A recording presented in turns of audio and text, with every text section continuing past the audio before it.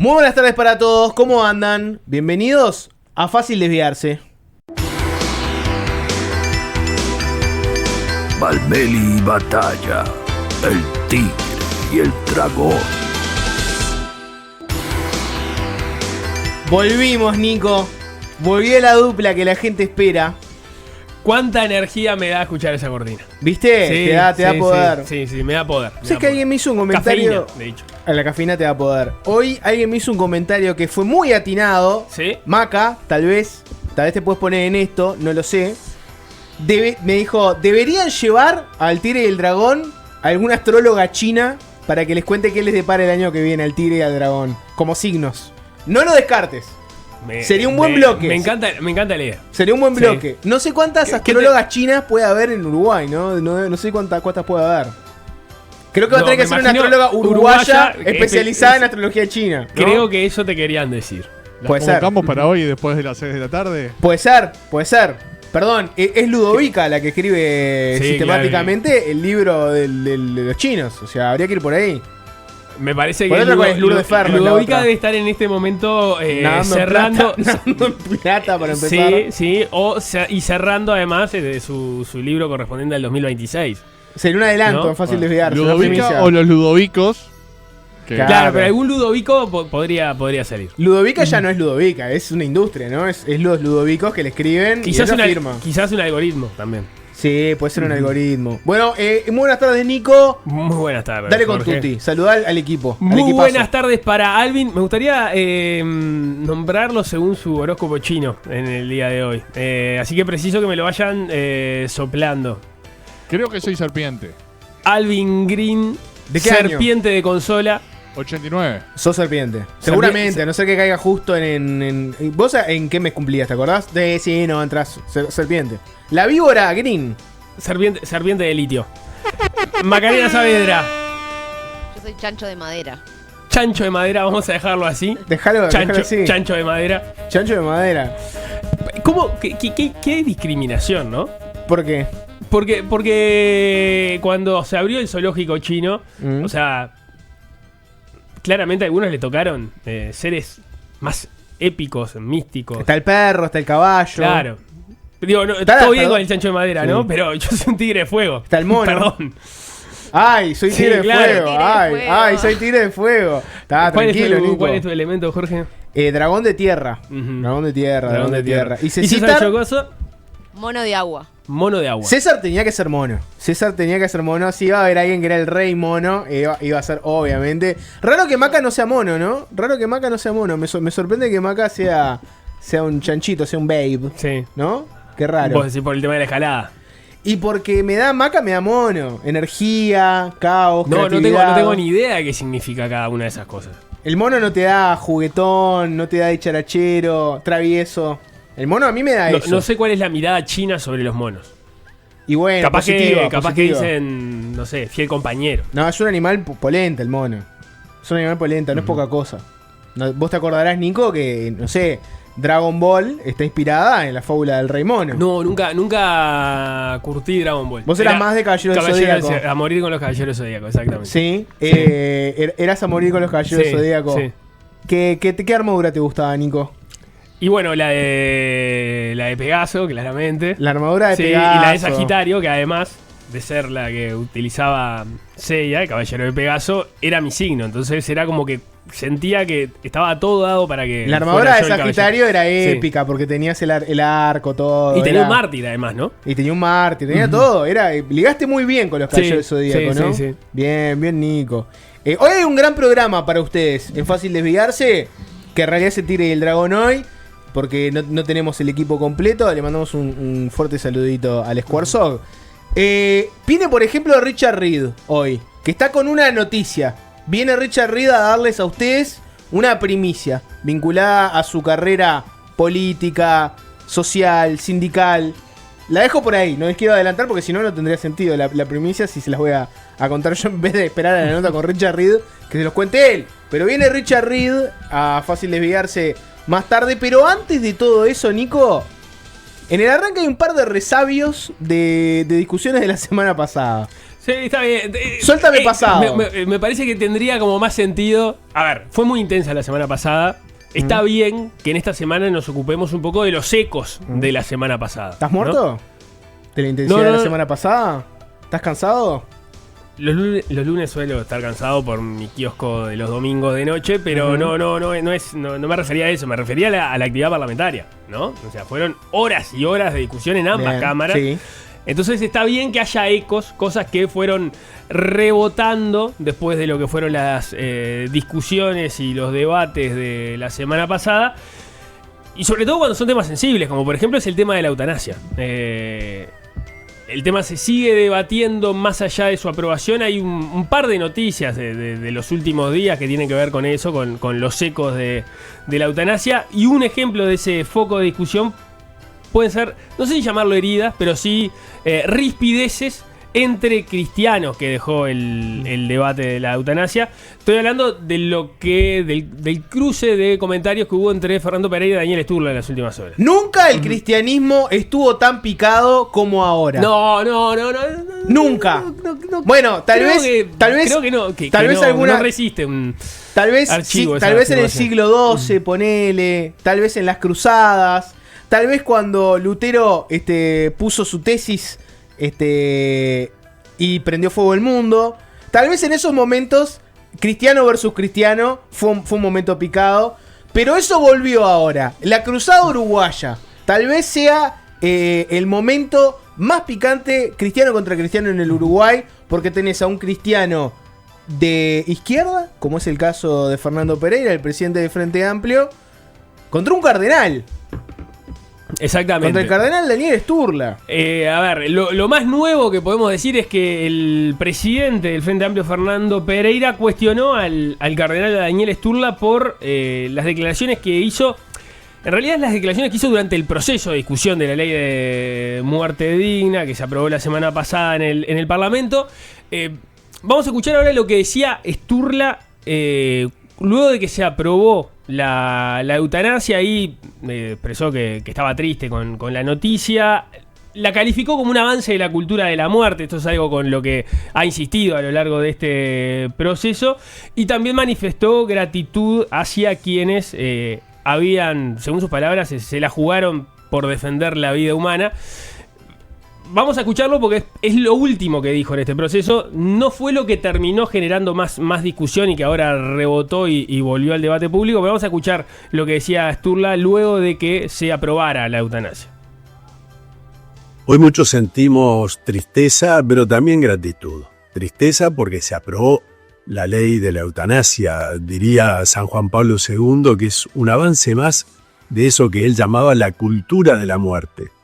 Lo que hace evidente que entre nosotros tenemos distintas concepciones de lo que es la vida, el dolor, el sentido de la vida y cómo aliviar el sufrimiento. Por otro lado, gratitud a todos aquellos que se la jugaron por defender la vida humana y pusieron el alma en esta defensa y estudiaron y publicaron y hicieron tantas cosas, creyentes y no creyentes. Sabemos, por supuesto, que hay situaciones muy duras que nos golpean, que golpean a familiares y amigos, y también hay cristianos que han salido a dar respuesta a esas personas que están al final de la vida y que de repente no tienen quien los pueda acompañar. Pero más que nunca, por eso, necesitamos una cultura del cuidado, que los cuidados paliativos lleguen realmente a todos y que todos los orientales podamos, en caso de enfermedad, terminar con alivio en nuestras dolencias y con la posibilidad de ser cuidados con cariño y amor. Nosotros como iglesia seguimos eligiendo este camino de la fe, de la esperanza, del amor. Ahí estaba Sturla haciendo una oposición que fue muy utilizada durante el proceso de discusión del proyecto de ley de la eutanasia por los detractores de la iniciativa. en este caso poniendo lo que él llamó la cultura de los cuidados de la cultura de la muerte. Pero bueno, este mensaje fue en línea también con una declaración del Consejo Permanente de la Conferencia Episcopal del Uruguay, que entre otras cosas que decía que en un país con una alta tasa de suicidios, con serias dificultades para abordar el tema de la salud mental, esta ley va contra el valor y la dignidad de la vida humana y nos pone en un riesgoso camino de naturalizar la búsqueda de la muerte como solución a situaciones de la vida que se pueden enfrentar de otra manera. Qué lindo arrancar el programa así, ¿no? Ahora que nos sacamos de arriba al sapo y su laicismo extremo, exacto. se puede arrancar finalmente este programa hablando de los comunicados de la Conferencia Episcopal, que es lo que realmente Nico y yo siempre históricamente quisimos hacer, que era hablar mucho más de los comunicados de la Conferencia Episcopal, pero el sapo con su laicismo viene censurando hace rato, ¿no? De hecho, el juego con el horóscopo chino era el esoterismo que nos tenía habilitado. Hasta ahí podíamos ir. Sí, hasta ahí llegás. Ahora sí, que no está el sapo, definitivamente podemos hacerlo. Pero yo les decía, esto no es el mensaje que más rispideces generó de parte de Sturla, sino era algo que había dicho hace ya más de un mes. Creo que fue en agosto. 17 de agosto, Nico. Otro medio que queríamos citar hace tiempo y el sapo no nos dejaba, que es el podcast La Alegría del Evangelio, podcast de la Iglesia Católica de Montevideo. En el podcast La Alegría del Evangelio, Daniel Sturla el cardenal habló el 17 de agosto y ahí fue más allá y dijo lo siguiente, ¿no? Dijo que pese a los argumentos e intenciones de los legisladores que apoyaron la eutanasia, su discusión causa sin duda un combate entre la vida y la muerte, entre la luz y las tinieblas, y entre el bien y el mal. Y ahora se viene la cita absoluta, entre comillas le digo esto. Frente a esto, uno tiene que estar atento. Un cristiano tiene que estar preguntándose quiénes votaron a favor de esta ley y quiénes votaron en contra, porque allí también hay un discernimiento a realizar después a la hora de votar. Esto fue lo que dijo Sturla. Traducción: si sos cristiano, mirá quiénes votaron la eutanasia, porque, bueno, cuando tengas que dar tu voto en la que viene, vas a tener que decidir, y este es un elemento para tener en cuenta. Fíjate a la hora de tu próximo voto quiénes fueron los que habían votado la eutanasia. Viene por ahí, ¿no? Eso ya había generado molestias en Fernando Pereira, el presidente del Frente Amplio, que había, pocos días después de que había surgido esa declaración, le había respondido a Daniel Sturla en una entrevista con la Diaria Radio, si no me equivoco, fue que lo hizo. Que debería llamarse La Radia. Es incomprensible que no se llame La Radia. Si no molesta el paréntesis, ¿por qué la Diaria Radio no se llama La Radia? Eso es lo que todos nos estamos preguntando. Sin embargo, no optaron por la Diaria Radio. Tengo información de que fue un nombre que estuvo arriba de la mesa. ¿Se barajó la Radia? Sí, me parece obvio que se haya barajado porque es buenísimo el nombre. Y porque básicamente vienen haciendo esos juegos de palabras desde que nacieron. No entiendo por qué claudicaron esa bandera. Más allá de eso, yo decía, Pereira ya había respondido a esto de Sturla hace un tiempo, pocos días después de estos comentarios que había hecho el propio Sturla en agosto. Pero claro, ayer era un acto del Partido Comunista, aniversario del Partido Comunista. No había mejor ámbito para salir a cuestionar las palabras de un cardenal. Y en ese sentido, Pereira dijo que como cristiano se había sentido ofendido por las palabras de Sturla. Cuando votamos la ley de muerte digna, yo soy cristiano, tengo derecho a morir de otra manera, pero los que no piensan como yo, que se les quite la libertad por un credo, es un pecado imperdonable. Y hacer política de la iglesia diciendo que hay que mirar qué se vota en esa ley, para qué se vota en la elección nacional, es algo que jamás Sturla debería haber hecho. Ofende a los cristianos. Ofende a los que creemos en la libertad, incluso para no hacer uso de ella cuando se contraponga con nuestra fe, con nuestro credo. Bueno, logró, digo, para la gente que no está en la transmisión de YouTube, que dicho sea de paso, vayan, aprovechan y le dan un like, le dan un suscribir, todo lo que ya saben que tienen que hacer. Métanse a YouTube porque hay mucho videito hoy. Logró que en un acto comunista se aplaude un cristiano. No es poca cosa. El milagro de Fernando Pereira. Sí, está bien. Un pequeño milagro, ¿no? A ver, Sturla ya respondió a esto que dijo Pereira, lo respondió oblicuamente, pero fue consultado esta mañana por Montecarlo y habló de estos planteos que había realizado Pereira. Dijo que la Iglesia siempre opina sobre los hechos que hacen a la vida del Uruguay, pero que no se mete en política partidaria. Vamos a escuchar lo que planteaba. Estamos en un país libre, en un país democrático, gracias a Dios, donde podemos expresar las opiniones. La Iglesia siempre opina sobre los grandes hechos que hacen a la vida del Uruguay, no se mete en política partidaria. Pero la Iglesia siempre ha opinado, siempre lo ha hecho y lo seguirá haciendo porque es su deber. Y es deber de los obispos orientar a los fieles, es decir, decir la opinión que la Iglesia tiene para ayudar a los fieles a tomar sus decisiones propias, que por supuesto son la decisión de cada uno en su conciencia. Pero la Iglesia tiene el deber de decir lo que piensa sobre temas que hacen a la vida de las personas, sobre todo en temas clave que hacen a la vida y la muerte, como es el caso de la eutanasia. No hay ninguna ofensa desde la Iglesia con marcar ese pensamiento, entonces. Por supuesto que no. Bueno, aparte, ya lo dijo Artigas, con libertad no ofendo ni temo. Es decir, uno expresa la opinión de la Iglesia y creo que sin ánimo de ofender a nadie, pero sí de ser absolutamente claros sobre lo que la Iglesia piensa hoy y siempre sobre estos temas. Es tan humillante cuando aparece una voz de Montecarlo en Sí, el espacio claro. que compartís y se notan todas las carencias que uno tiene en la voz. La superioridad estética y periodística Sí. de Montecarlo. Y Nico. respiratoria. Todo, tiene una forma de respirar Torácica. que es distinta. Sí, claro, capacidad torácica muy superior. Yo no sé si, Jorge, querés dar mucha más discusión sobre el tema. Para mí lo que se impone en este momento es una encuesta en YouTube que sea cristianos con Pereira, cristianos con Sturla y no cristianos, quiero ver. Sí. Para entender las proporciones. Soy pecador, quiero ver. Soy pecador, quiero ver, por ejemplo. Ok.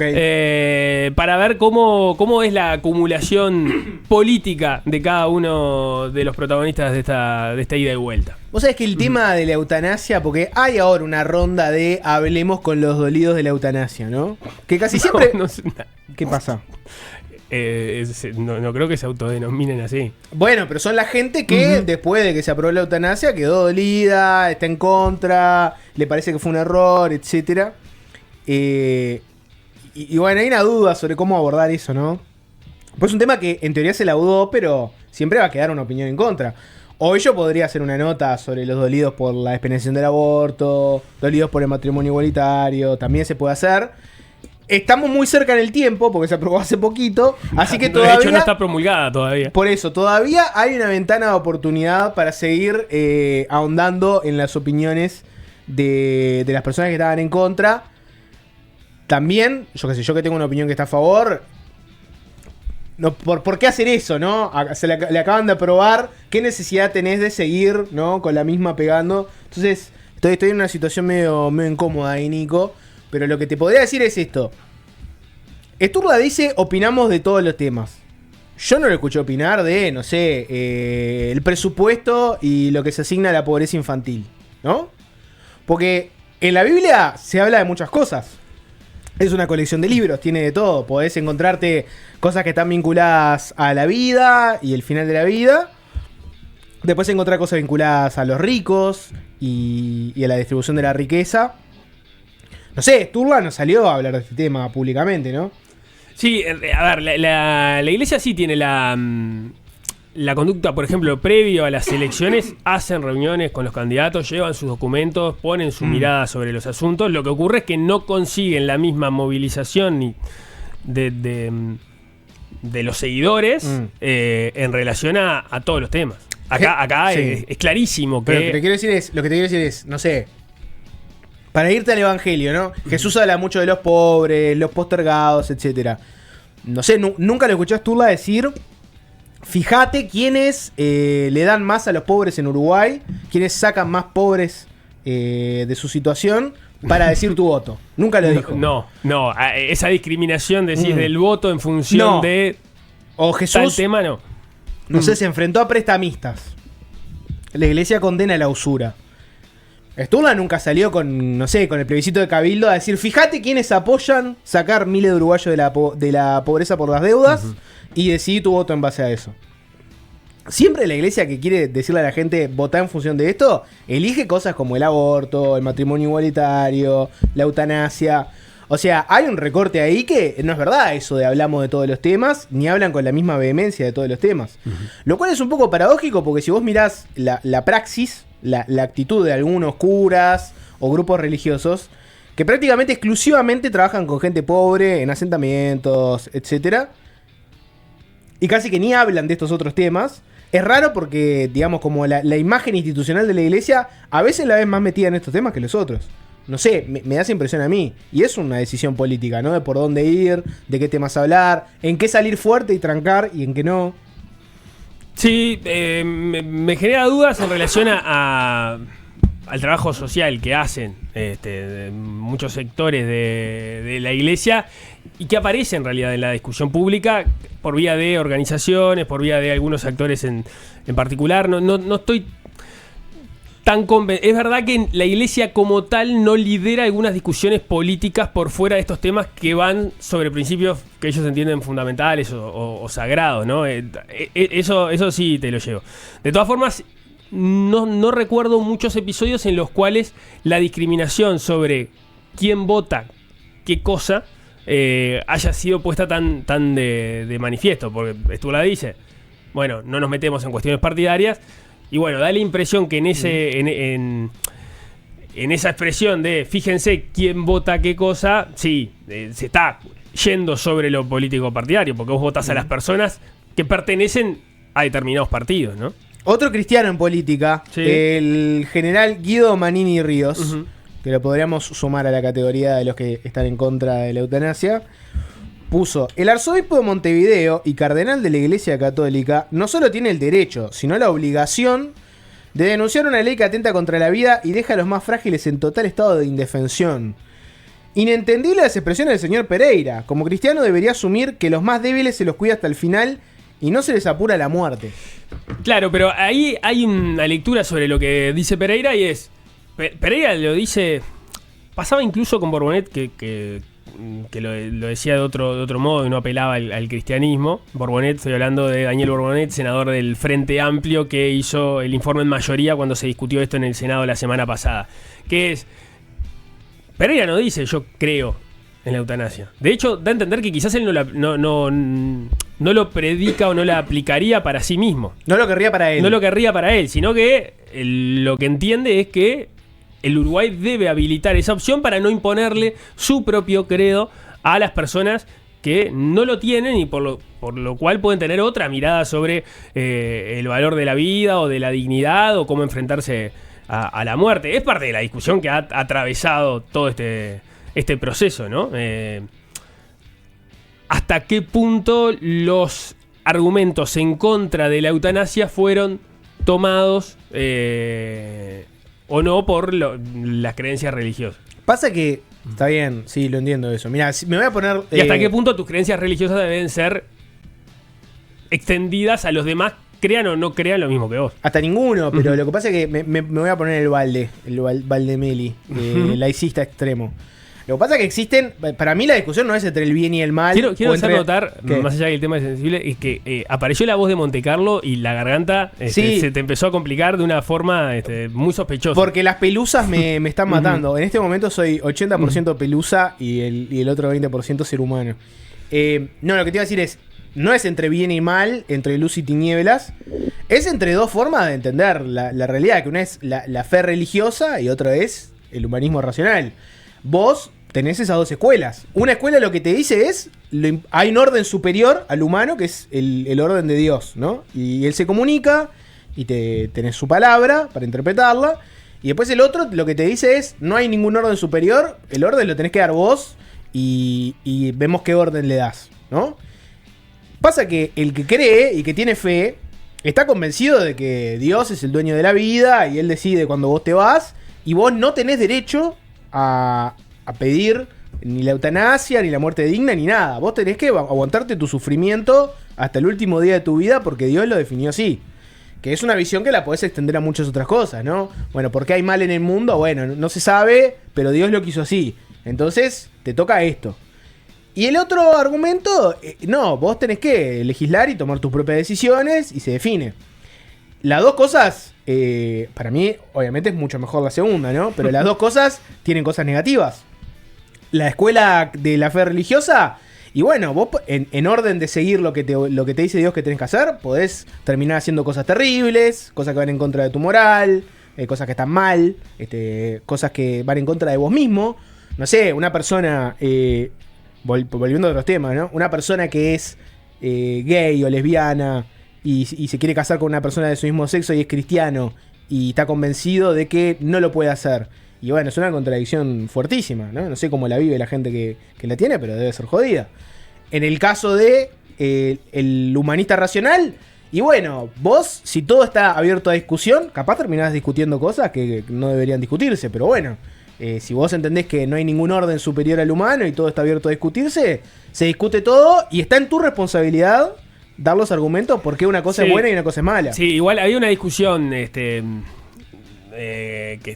subrepticia en este asunto y es, bueno, dejemos de lado la fe religiosa, discutamos sobre los consensos a los que llegamos, bueno, ¿cuál es el consenso que tenemos sobre el valor de la vida? Pasa que y de qué forma o hasta qué punto lo podés limitar. El valor de la vida tiene limitaciones, por eso vos tenés permitido, por ejemplo, la legítima defensa. Es decir, en ese caso, tu propia vida vale más que la vida de la persona que te quiere herir y por eso estarías habilitado a matarla en el caso de que te esté agrediendo de una manera proporcional a tu respuesta. Bueno, ahí tenés una limitación de la vida. ¿Hasta qué punto, o del valor de la vida, hasta qué punto podés flexibilizar eso?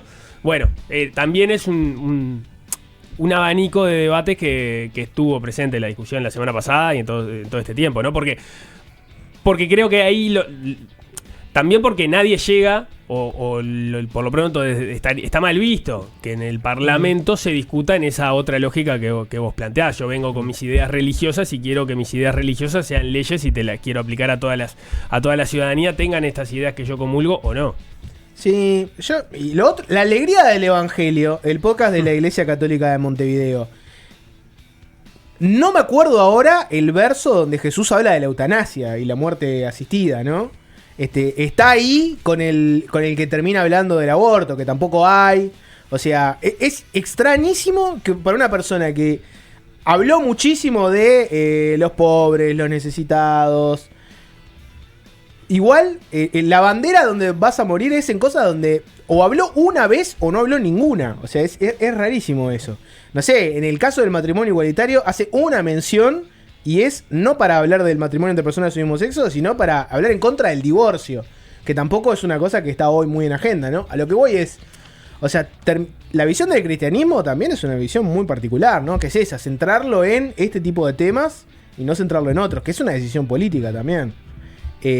Me parece que ahí hay un corte político y no llevo a la de hablamos de todos los temas. No, hablas de algunos sí y de otros no. Con algunos hablas con más vehemencia, con otros hablas con menos. En algunos ámbitos hablas de unos y en otros otros, como cualquier persona hace. Que no es por tildarlo de hipócrita, es turla. La mayoría de la gente es así. O sea, claro, eso no es parte de la libertad que tienen. Exacto. También de formar parte de la agenda de discusión pública cuando lo entiendan pertinente. Totalmente. Uh-huh. Y nada, Nico. Y lo otro es que claro, lo que pasa es que como ya se aprobó esto, yo siento que en este tipo de cosas, ¿sabes qué pasa siempre? Que pasa que siempre hay un bando que augura el fin del mundo y otro bando que dice que no va a pasar nada, ¿no? En general el mundo no se termina. Por lo general... Aún se aprueben cosas buenas o malas. Pero en cualquier discusión, está el lado conservador, tradicionalista y el bando modernista progresista, ¿no? Viene el divorcio, se va a acabar la institución familia, se destruye la fibra de la sociedad, te dice un bando, otro te dice, no, tranquilo que no pasa nada, no pasó nada. La despenalización del aborto, lo mismo, ¿no? Bueno, se va a acabar el mundo, se terminó todo acá, la verdad que hemos cruzado una línea que no se puede cruzar, no va a pasar nada, no pasa nada. Matrimonio igualitario, bueno, esto es el fin de la familia, se terminó todo, ahora vale todo, no pasa nada, no pasó nada. Con la eutanasia, el riesgo que tiene la eutanasia es que es una decisión de la cual no se puede volver, no es una decisión definitiva. Pero tiene muchas salvaguardas, yo qué sé, son varias opiniones, un periodo donde vos reflexionás y eventualmente podés ir para atrás. En todo momento una persona de que en su momento pidió la eutanasia, si se arrepiente, puede ir para atrás. Tenés que estar psíquicamente apto. Hay un margen muy, muy estrecho de los que pueden pedirla y los que no. O sea, tenés que tener una enfermedad en estado terminal, incurable, irreversible. O sea, la verdad que lo más probable que termine pasando es algo similar a lo que pasó con la marihuana. Otro ejemplo donde se iba a terminar el mundo y no se terminó. Lo más probable es que termine siendo una ley que sea muy restrictiva y que vayamos dentro de unos años a conocer historia de gente que quiso la eutanasia y no llegó a accederla, y te van a explicar por qué y todo lo que ya sabemos. O sea, no creo que sea el fin del mundo que mucha gente augura. Sí. Capaz me equivoco y se termina el mundo, pero yo apostaría, te pongo mi apuesta a que si tenemos una discusión en 10 años, no va a pasar nada con esto. No, ahora empieza un proceso también de afinar el proceso. Faltan 10 días para que se promulgue. Viene la reglamentación que es a los 180 días después de que sea promulgada por el Poder Ejecutivo. Y en teoría ahí ya estaría en condiciones de empezarse a aplicar. Y hay que ver cuánta confianza se va construyendo en el sistema y en su aplicación, ¿no? Es parte de... es una obviedad, pero es parte de lo que se necesita para que esto funcione bien, porque puede funcionar bien, puede funcionar mal. Lo importante es que estén los actores atentos a que esto se vaya aplicando de la mejor manera. A propósito de la reglamentación, por ejemplo, este fin de semana Martín Lema, el senador del Partido Nacional, cuestionaba que entendía por las señales políticas que se venían dando que el gobierno estaba más apurado por reglamentar la ley de eutanasia que la ley de protección de las infancias. Decía, parece que la infancia solo fue prioridad en campaña electoral. A propósito de lo que vos decías, bueno, también, ¿no? Las notas del día después, por dónde van. Bueno, hay que ver efectivamente en qué plazos lo termina reglamentando el Poder Ejecutivo y de qué manera empieza a funcionar. Del mismo modo que también, bueno, de qué manera avanzan los cuidados paliativos, que es uno de los compromisos implícitos en esta discusión. Se avanzó con la ley de cuidados paliativos, se terminó reglamentando pocos días antes de que saliera la de eutanasia. Hay un consenso en que se necesita avanzar más todavía, porque hay partes del país que todavía no lo tienen. Bueno, que porque se haya aprobado la eutanasia, eso no quede por el camino. Mira, comentarios varios, ¿no? Por ejemplo... ¿Cómo viene la encuesta? Ahora la leemos. Te quería leer ¿no? Sí. Uno dice, según Valmeli nunca pasa nada, y otro contesta, en este país nunca pasa nada. Ojo con esa tesis de que en Uruguay nunca pasa nada. A mí me da calma Uruguay. Cuando se aprueba una ley en Uruguay, yo digo, si esto se aprobó es porque no debe joder mucho a nadie. ¿Está mal que lo piense así? No, está bien. ¿Está mal que lo piense así? Si termina saliendo es porque no jode. Bueno. Si termina saliendo no vas... si una ley se aprueba en Uruguay, difícilmente sea una ley revolucionaria que venga a cambiar el orden social. Probablemente sea una ley de consenso, donde vamos a estar tranquilos. Sí, está bien. Un decreto es otra cosa. Un decreto es otra cosa. Y un plebiscito, ahí ya estamos en una situación complicada. Sobre la reglamentación de las leyes, el otro día habló Cristina Lustenberg y dijo algo, bueno, que me llamó la atención, que es que hay decenas de leyes que fueron aprobadas que no fueron reglamentadas. De hecho, por ejemplo, se había aprobado en 2023 la de ley de cuidados paliativos y recién fue reglamentada este mes. Claro. Entonces lo que ella decía es, bueno, ahora primero va a estar como la prioridad puesta en la ley de cuidados paliativos para que después esté la de eutanasia. Pero que había un equipo trabajando específicamente en esa reglamentación. Es que ahí hay una especie de... No de paradoja, de cosas que funcionan mal, y es muchas leyes de este tipo cierran en su último artículo con un periodo máximo por el cual el Poder Ejecutivo debe reglamentar la ley, y eso no termina ocurriendo. Se da la paradoja esta, que por ejemplo Martín Lema, quejándose de que no se había reglamentado la ley de protección de las infancias, sale el senador Nicolás Viera del MPP a decirle, bueno, pero en realidad se aprobó en el gobierno ustedes tampoco la reglamentaron. O la ley de eutanasia. La ley de eutanasia no, la de cuidados paliativos, precisamente. Sí. Como mencionabas vos, aprobada desde 2023, que tampoco había sido reglamentada. No es una característica del gobierno pasado, es una característica de los gobiernos en general, que demoran mucho más de los plazos legales que se establecen ellos mismos para reglamentar las leyes. La ley se aprueba en el Parlamento, pero es el Ejecutivo el que la reglamenta y ahí se les arma un cuello de botella y que se les acumulan las leyes que se van, porque algunas no son de una reglamentación simple. O sea, obviamente la de eutanasia requiere hay muchos detalles a los que tener en cuenta para ver en qué centros, en cuáles no se va a poder hacer. Y a veces más allá del cuello de botella puede haber cierta intencionalidad. Vos podés ser un presidente al frente de un ejecutivo que no quiere vetar algo, porque vetar algo no hace un ruido. Y bueno, pateámelo para adelante, que el que venga lo reglamente y yo cierro mi mandato tranquilamente. 69% de Nico es pecador, quiere ver, pero dentro de los otros, y bueno, abrumadora mayoría de cristianos con Pereira, con un 28%, mientras que es una minoría mayor en todo caso, ¿no? Es una minoría mayor. O sea, casi el 70% es pecador, quiere ver. Sí, hay más fácil desviarse, pero antes de todo eso, ya lo saben, ¿no? Pero comentarlo. Falleció Daniel Figares, periodista Daniel Figares. Seguramente ya hayan visto en los distintos medios que se conoció la noticia del fallecimiento de Figares. Gran comunicador, periodista. No sé, Nico. Un animal de radio. Me parece que es la mejor definición que se puede dar, o por lo menos de lo que sentí cuando me enteré de la noticia. Se fue un animal de radio. En muchos sentidos inventó la radio moderna, digo, el estilo, ¿no?, de comunicación. Podemos hablar de una persona muy contracultural, periodismo y rock. Mucha gente capaz que lo conoce por su faceta vía buitres, por decir algo. Capaz que alguna gente lo conoció en su segundo tiempo. Él tuvo un primer tiempo. No sé, la gente que si quiere puede mandar mensaje al 097-441-443 o en el chat de YouTube, pero para muchos Figares fue el cronista de la caída del gobierno de Valle, la crisis bancaria. Mucha gente se acuerda también su mano a mano que tuvo en televisión con La Calle Padre, donde La Calle sacó los recibos. Preguntas, hablando del verdadero al hueso, ¿no? Preguntas como, por ejemplo, ¿usted es pobre? ¿Usted está mal de plata? Hablando sobre, bueno, cuando un político te habla sobre sus penurias económicas y preguntas que te surgen como esa, ¿no? Rompecabezas también tuvo su protagonismo en, yo qué sé, el escándalo Sendik, por ejemplo. Ahí Figares, así como le tocó pegarle fuerte al gobierno de Valle, le pegó al gobierno de Tabaré Vázquez y cómo manejó él el caso Sendik, el bullying fantástico, etcétera. Difícil quedarse con una sola cosa de Figares. Yo, si te tuviera que decir algo, te diría una persona que claramente vivía en su ley, ¿no? O sea, no hizo concesiones. Una persona que no tomó prisioneros y no hizo concesiones. Sí.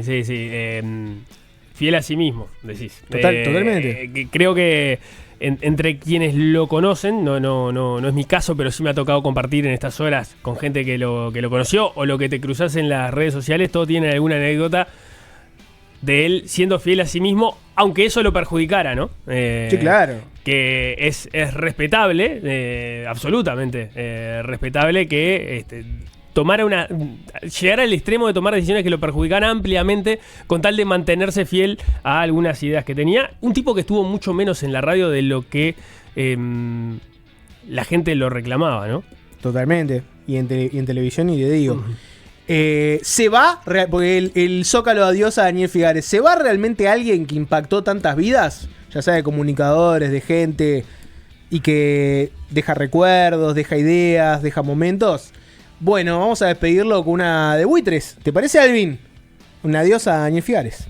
Tazos, Nico. Ecos, me gusta Ecos. Con coletazos es como que estamos raspando la olla, Jorge. La sección y no es así. Estoy mirando la transmisión de YouTube y Nico se iluminó fuertemente. Nico, si te está dando el sol en los ojos, tenés que decirlo. Tenés que decir, vos, pará, no me den el sol en los ojos. Soy Nicolás Batalla, loco. Soy Nicolás Batalla, cuídenme un poco más. Es impresionante lo que hace Alvin, ¿eh? O sea, te maneja la consola, te maneja la cortina. Con la misma precisión. Hace todo. Hablando de Nicolás Batalla. Nicolás Batalla, desayunos informales. Uno piensa en uno y tiene que pensar en el otro. Creo que no es tan lineal. Hoy, en Desayunos Informales, apareció el otro eco de la semana pasada. Una sesión muy picada, lleno de críticas, argumentos, contraargumentos, cuando se votó la venia para que Carolina H. sea la nueva embajadora en Portugal. Ya lo hablábamos, si quieren pueden ir a la página del Sol, de sol.u, y pueden ir al canal de YouTube también si quieren, para ver todo lo que dijimos sobre ese tema. No vamos a ahondar demasiado sobre lo que fue esa sesión porque ya la cubrimos. Pero hoy apareció el prosecretario de Presidencia, Jorge Díaz, de una nota en Desayunos Informales, con Nicolás Batalla, con Paula Escorza, con Ana Matisic. Y uno de los tópicos de lo que se habló fue justamente sobre esa venia. Si te parece, Nico, veamos un recorte. En este caso, el recorte es de Diego Moreira, usuario de redes. Bien. ¿No? Que como fue más... Yo voy a darle el crédito a la gente cuando la gente se merece ese crédito. Si me ganaste... O sea, ¿vos lo viste de ahí, Jorge? Si me ganó de mano en hacer el recorte, lo voy a usar y voy a dar el crédito. No voy a ir a la nota completa. A la nota completa para hacer el mismo corte exacto. No, voy a darle la derecha. En este caso, más que nunca, ¿no? Le voy a dar la derecha a Diego Moreira. Fue más rápido que yo, hizo el recorte. Así que vamos a pasar al recorte de él. Que igual, obviamente, Nico, vi la nota. La pueden encontrar en el canal de YouTube de Desayuno, si quieren, en la página del 12. Esto es cuando se discute qué pasó con la venia de Carolina H.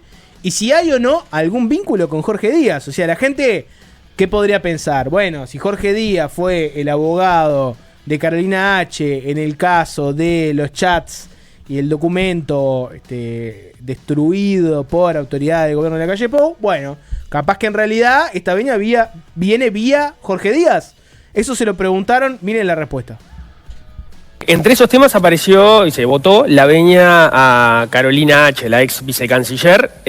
¿Usted propuso ese nombre en la interna del Poder Ejecutivo para que H. fuera considerada como embajadora? Absolutamente no. Pero fuiste abogado de Carolina H. Sí, está bien, fui abogado. Claro. Digo, hay un conocimiento ahí de la persona, ¿no? Sí, pero fui abogado. Y es rara, ¿no? La designación es bien rara, ¿no? ¿No le parece? Bueno, lo raro corre por su cuenta. En todo caso, yo creo que ahí tendría que preguntarle al presidente de la República o al canciller, que le van a contestar cuáles son los argumentos por los cuales tomaron esa decisión. Lo que pasa es que esos argumentos debieron haberse manifestado durante la discusión parlamentaria cuando se votaba la venia y no se presentaron esos argumentos. Bueno, y uno piensa, ¿cuál es el vínculo de H con el Frente Amplio? Yo creo que es difícil encontrar un vínculo de H con el Frente Amplio fuera de usted. Porque creo que está buscando poco. Pero bueno, dejémosla por ahí. Creo que está buscando poco. Pero continuemos. Pero a ver. Yo pienso y veo que se votó a una mujer que fue figura de la administración anterior, de la oposición, defenestrada por el Frente Amplio. Y se la termina ubicando en una embajada de Portugal. Ella no domina ni siquiera el portugués. Se votó con disciplina partidaria, incluso escuchando que varios senadores del Frente Amplio decían que ellos no la querían votar. Y se elige una persona de la oposición que fue defenestrada, en un caso justamente la defenestraban, mientras ella había sido jerarca de relaciones exteriores. Ahora, es como rarísimo. ¿Qué tiene el Frente Amplio con Carolina H? No encuentro otro vínculo que no sea Jorge Díaz. Le vuelvo a repetir, eso es una pregunta que usted se la tiene que formular al presidente de la República o al canciller, que son quienes designan los embajadores. Jorge Díaz no participa en las designaciones de los embajadores. Y lo que sí me llama a mí un poco la atención, ya que usted le llama eso, a mí me llama un poco la atención la urticaria que le genera a algunas personas la designación de la persona, de la figura de Carolina H. Pero bueno. Bueno. ¿Qué conclusiones sacaste, Jorge? Difícil, porque claro, ahora no te puedo decir sensaciones, Nico, porque estuviste ahí. Entonces es como unas sensaciones. Ahí me termino totalmente colgado de Desayuno, ¿no? ¿Cómo? Si agarro y te paso un recorte de algo que pasó en Desayunos y además te pregunto a vos qué pensás de esto, que estuviste ahí, es demasiado, ¿no? Es mucho, muy fuerte. No puedo regurgitar el propio programa en el que trabajo. Me parecen muy interesantes las preguntas de Ana.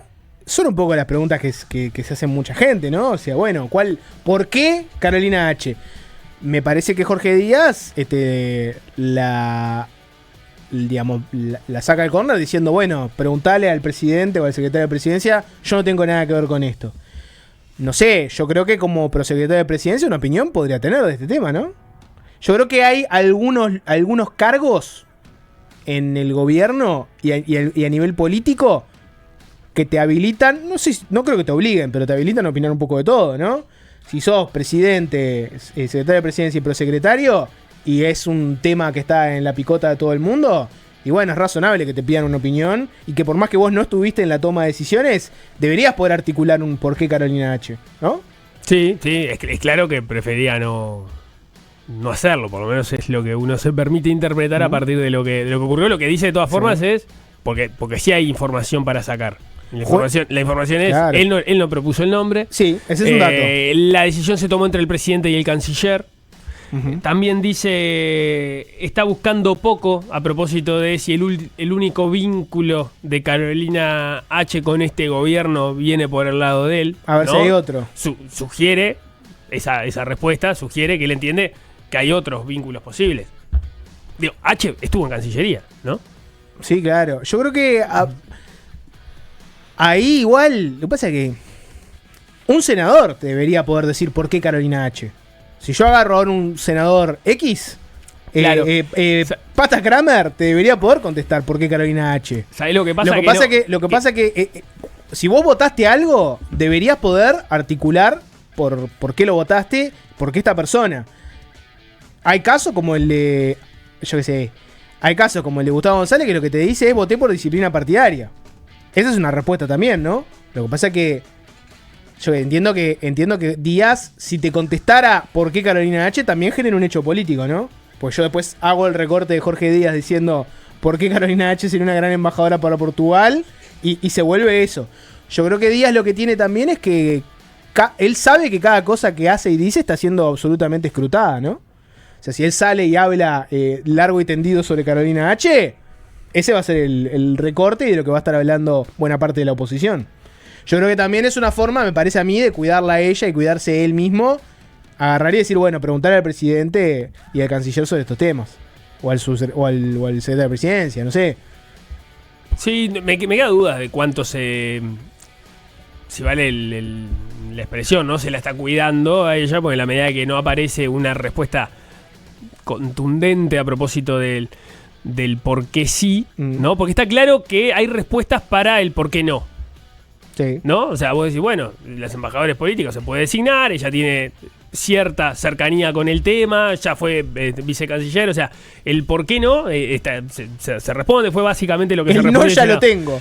Claro, ya lo tengo. Digamos, el tema es, bueno, ¿por qué de todos los que reúnen la condición del por qué no, termina siendo este el nombre y el por qué sí? Entonces no sé si se la está cuidando en la medida que esa respuesta no aparece de una forma más clara. Que no sé cuál es la relevancia que tiene la pregunta, pero sin duda que genera curiosidad.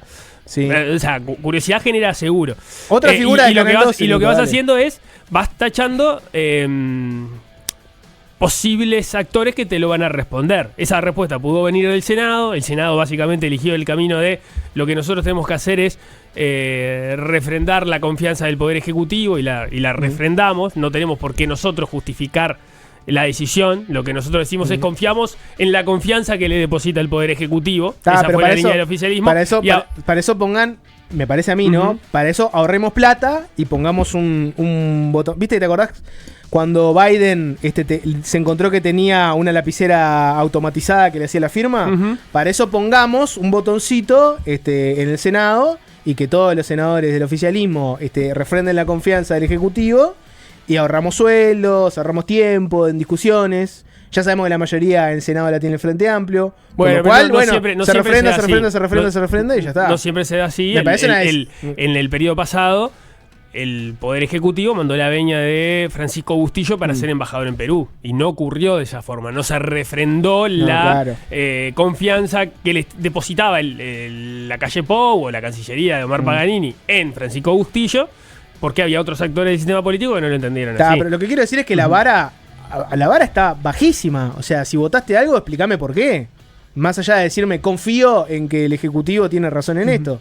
Justificámelo mínimamente. Creo que no es elevarle la vara a nadie demasiado alto. Creo que es una vara bastante baja. Pero pará, te iba a decir otra cosa. Estoy de acuerdo que esa explicación así explícita no está arriba de la mesa.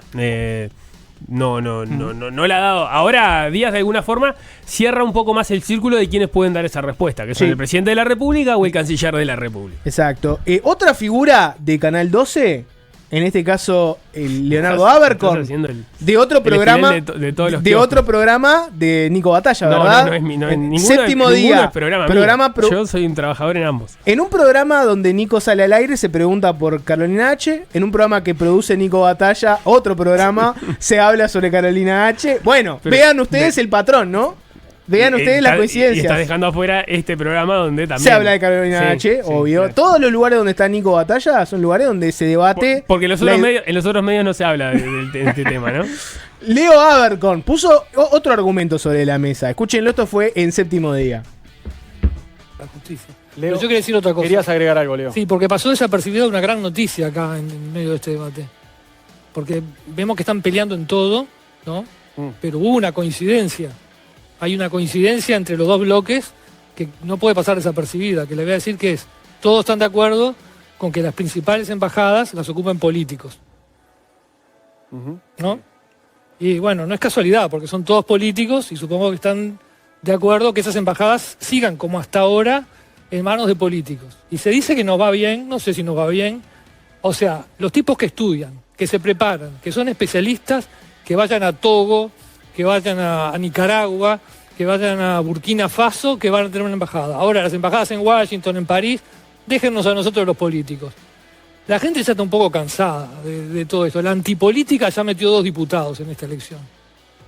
Ya metió 2 diputados. Y van a seguir metiendo. Y cada vez más en la medida que no se dan cuenta de cosas que no funcionan y que la gente está cansada. Está cansada de...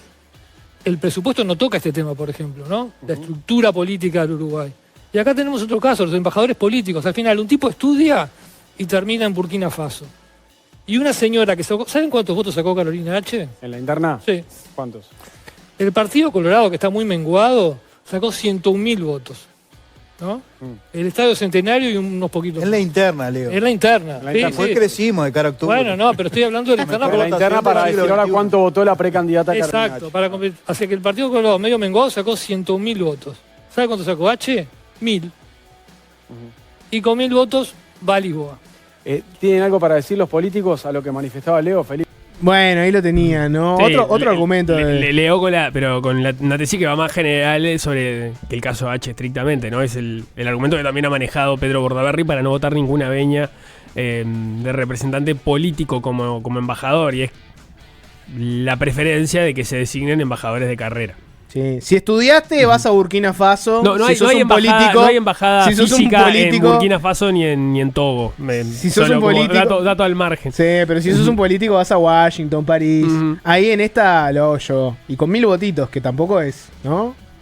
En fin, nada. El video también le va a ver para dar otra perspectiva del tema, que no sea solo H-céntrico.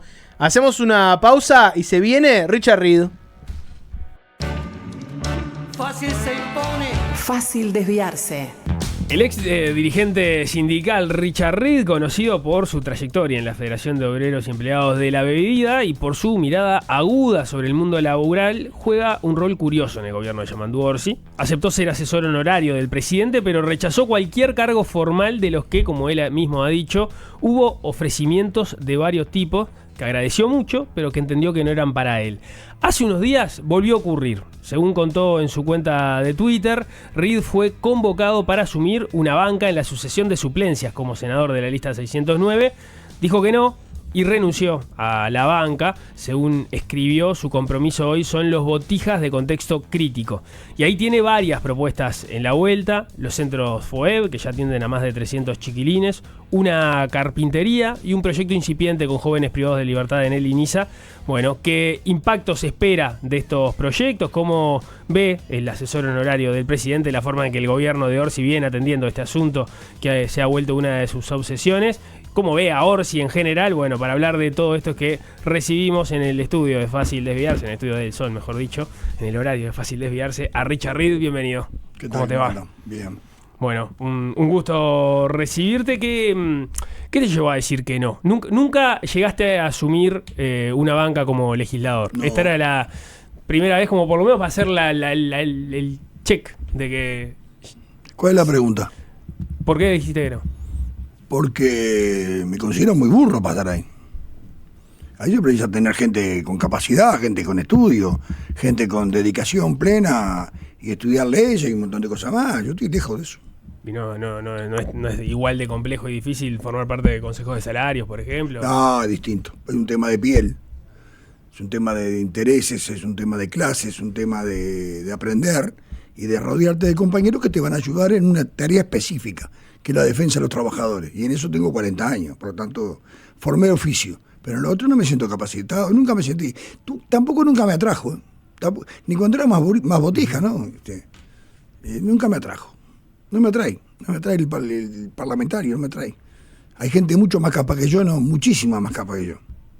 Y en este rol de asesor honorario de Orsi, que tanto se habló porque se había especulado mucho en la previa de si vos ibas a terminar teniendo algún rol, ya sea antes en la campaña, bueno, como eventual como candidato, luego en el gobierno, en algún lugar de gobierno, finalmente dijiste que no a todo, quedaste como asesor honorario, entonces ahí te quedó el rótulo.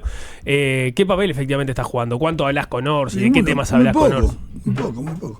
Lo veo cada tanto, he ido 3-4 veces, charlamos, tengo una relación fraternal con él y obviamente de cariño y de respeto, pero no creo que mis comentarios hayan influido, porque no hemos tenido conversaciones puntuales sobre ciertos temas específicos.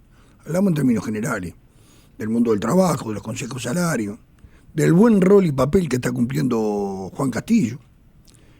Yo hablo con Juan 2 o 3 veces por mes también, voy a charlar con él, tomo un café. Un poco cucharear en todos lados, dar una mano donde se pueda dar, teniendo claro mi falta de capacidad para muchos temas, ¿no? Asesor honorario entonces es más bien estoy a la orden, sería una cosa así. Es algo parecido. Estoy a la orden si no llueve, si el día está lindo me rajo para la playa, pero bueno. ¿Y con Orsi la relación cómo empezó? Hace años. Hace años. Coincidimos un día, coincidimos en un viaje a China o a Corea del Sur, no me acuerdo dónde fue. Coincidimos, es un tipo muy agradable, muy charlamos y conversamos, me preguntó cosas del 1 de mayo del 83, del 84, que era un muchacho, que era estudiante, que no sé cuánto, y ahí empezó la conversación. Después nos ¿Él como intendente ahí? Él estaba como secretario de Marcos, ya fue por el 2008, 2009 creo. Y ahora porque viste que fue una decisión un poco tuya también en la campaña, dar tu apoyo para Orsi, sí, claro, ¿no? Sí, ¿Esa claro. decisión por qué la tomaste? Porque yo creo en el hombre, creo en la gestión de Canelones, hizo muy buena gestión, la prueba está, ¿no? Tiene un consenso más allá de la franja o del límite frente amplista. Yo creo en esos hombres de la Olímpica, que juntan voluntades, que se pelean, que discuten, pero que después, bueno, están una mano tendida. Creo en ese uruguayo del Sorocabana, que se juntaban, pensaban 1000 veces distinto, a tomar café, discutían todo el día, se despedían en la noche, un abrazo y el otro día, buen día, ¿cómo andás? Y seguimos discutiendo, y no pasa nada.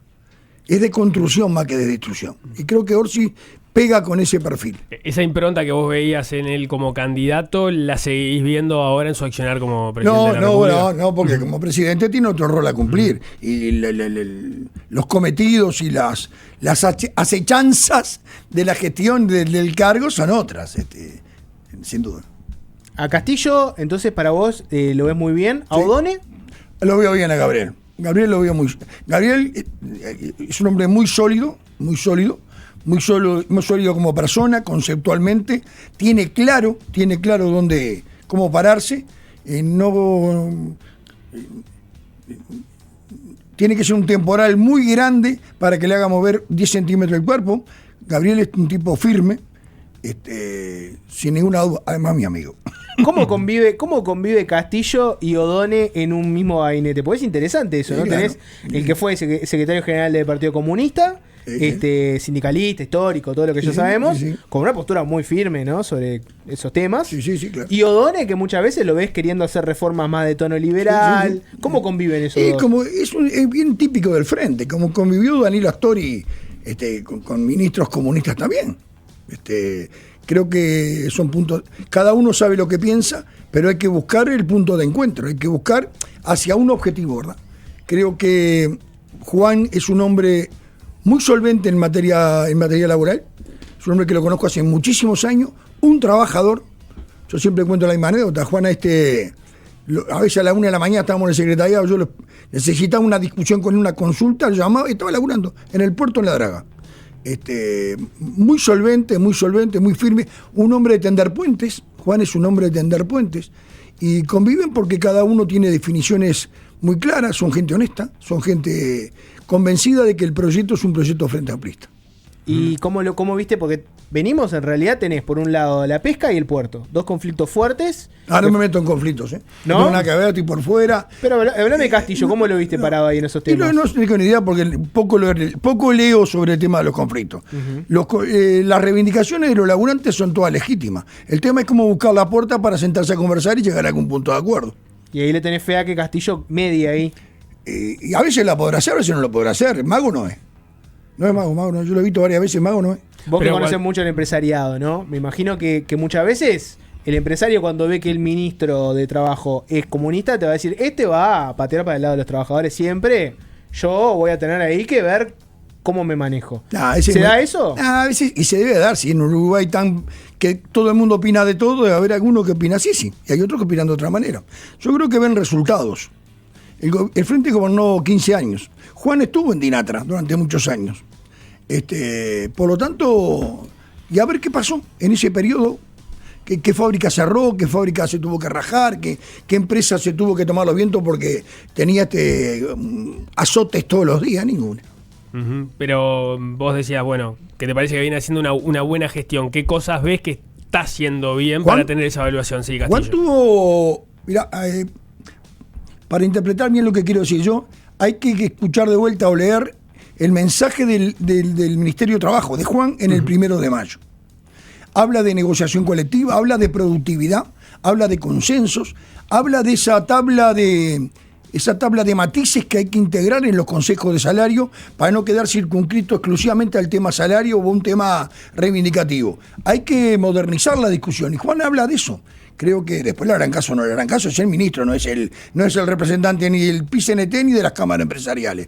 Pero creo que tendió puentes para que aquellos entiendan que hay que mejorar la discusión y la temática en los consejos salarios, encuentran un ministro que está habilitado o que tiene posibilidades de hacer una habilitación para eso. Creo que eso es muy importante. Eso es muy importante en el mundo de hoy.